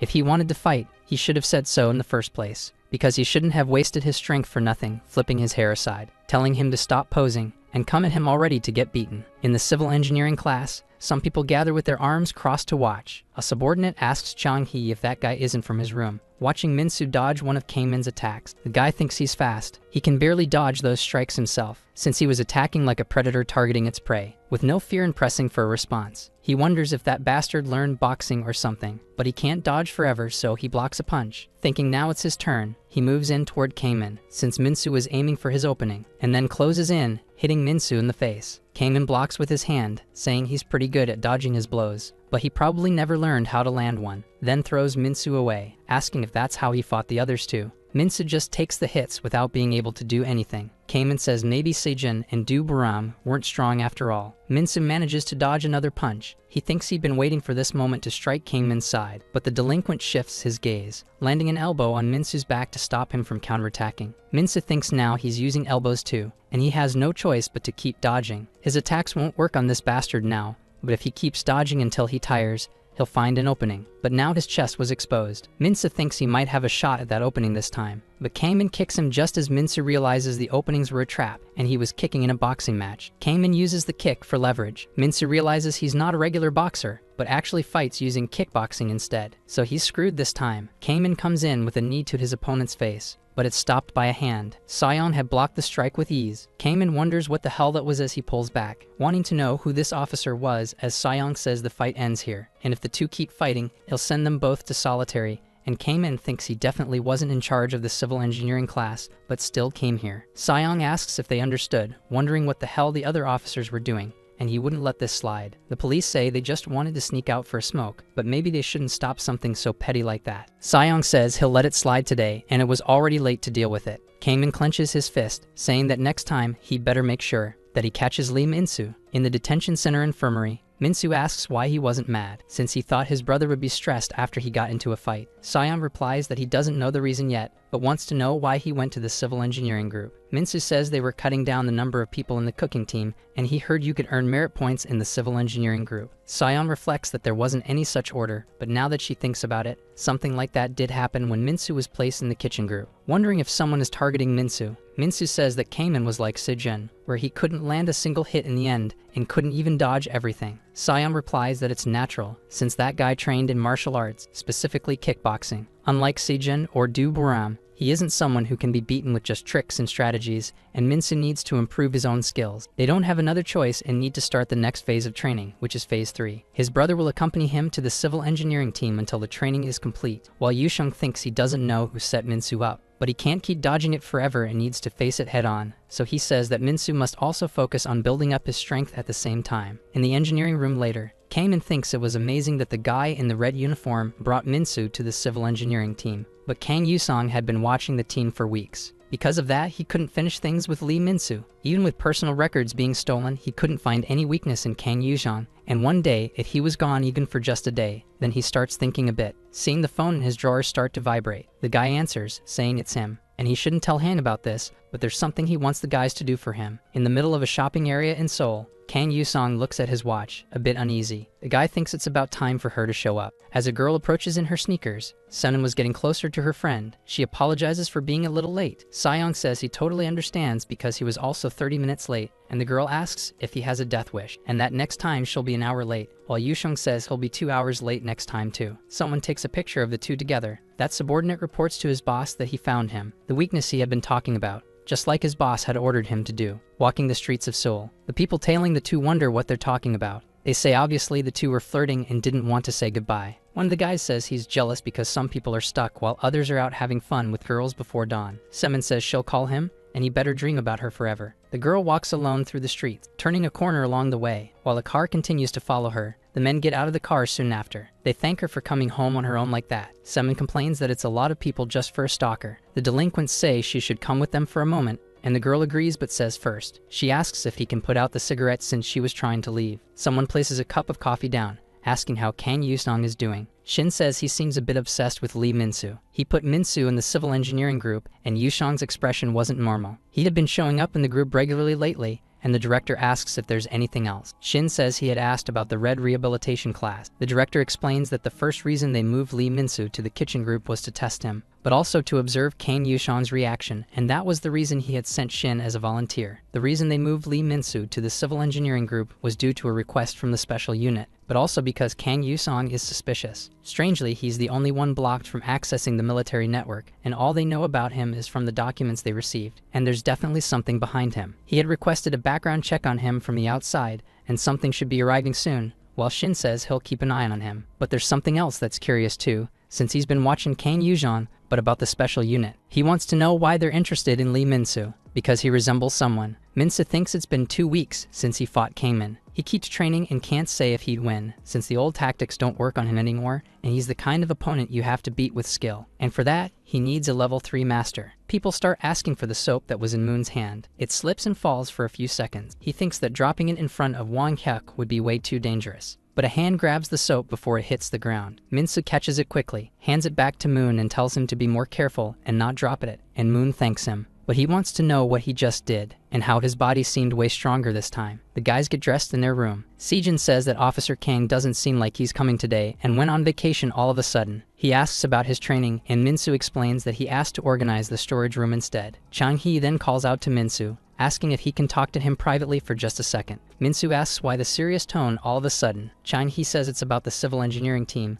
and Minsu replies that he was there too. But he wants to know if it was him who turned off the lights, because it saved him from a bad situation. Chang-hee says he doesn't understand how terrifying Kangmin really is. Minsu asks what he's doing taking off his pants. The guy suddenly looks surprised, wondering what that was on his leg. Chang-hee says he was Kangmin's friend and subordinate. He's the gangster who ruled the Daeyeon-dong area, and Chang-hee was under his command, and once crossed him and ended up like that. If Kangmin was only good at fighting, it wouldn't be a problem. But this guy is truly cruel, and anyone who defies him will suffer revenge. Chang-hee tells him not to go back to the civil engineering team, because if he wants to stay in the rehabilitation class, he'd better back off. Minsu says they won't do anything with another officer around, and that he was just looking for another volunteer position, while Chang-hee asks if he's not heading to the office now. The guy reflects that if it's necessary for him and his brother's plan, he'll fight again. Kangmin asks how things are going. His subordinate reports that he captured her and is taking her to the hideout now. Once they get there, he has to tell Kang Yusong where they are, so he should make sure he doesn't return to the rehabilitation class today. The guy asks what to do with the girl,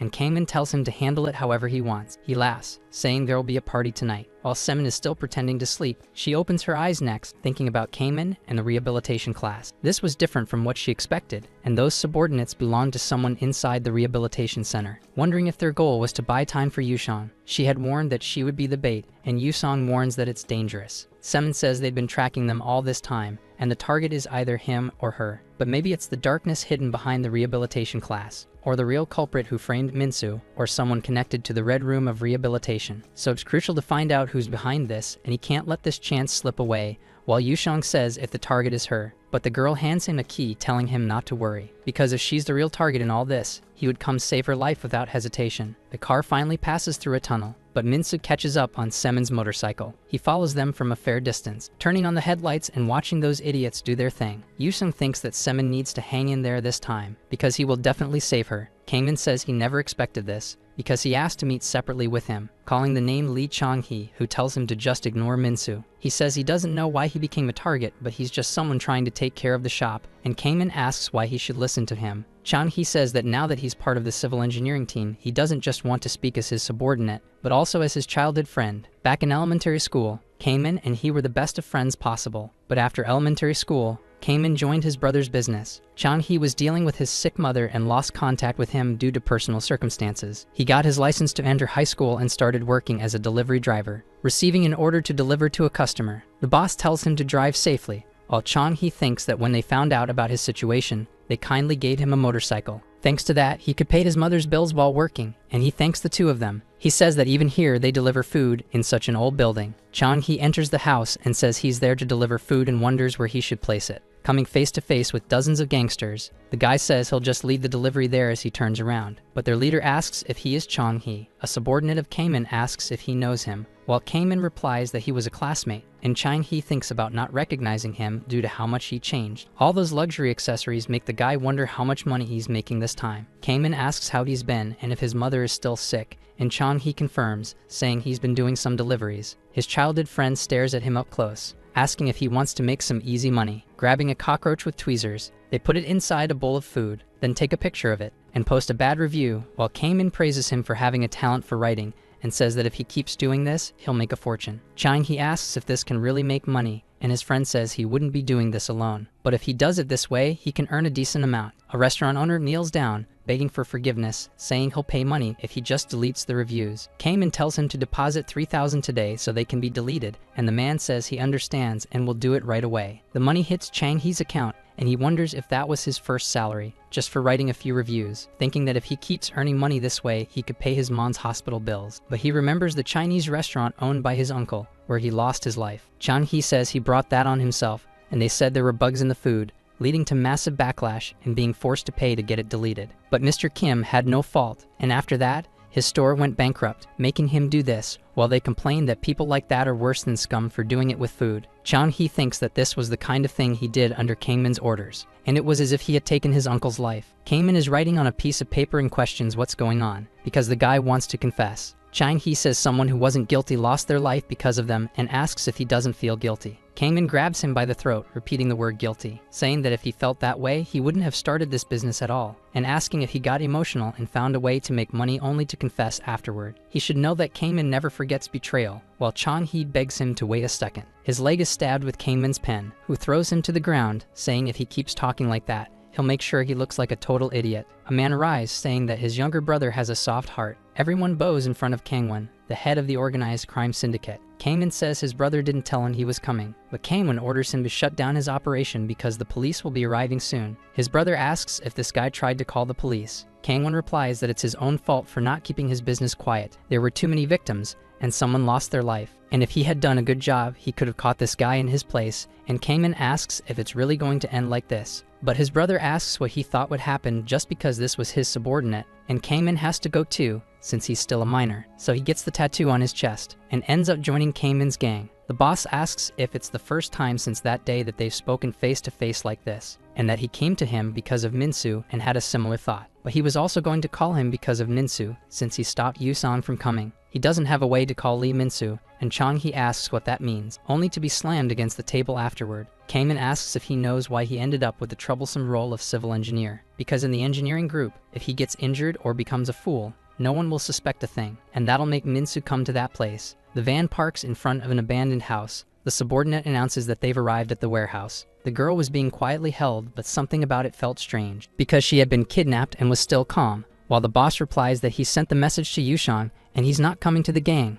Then he turns off his phone, saying that if he's worried about his girlfriend, he should come to this address at 12 o'clock sharp, and he knows what would happen if he's late. But Yushan tells them not to rush him, because he was already standing in front of that abandoned warehouse. Our video ends here. If you enjoyed it, please like and subscribe to the channel. Until next time, bye bye.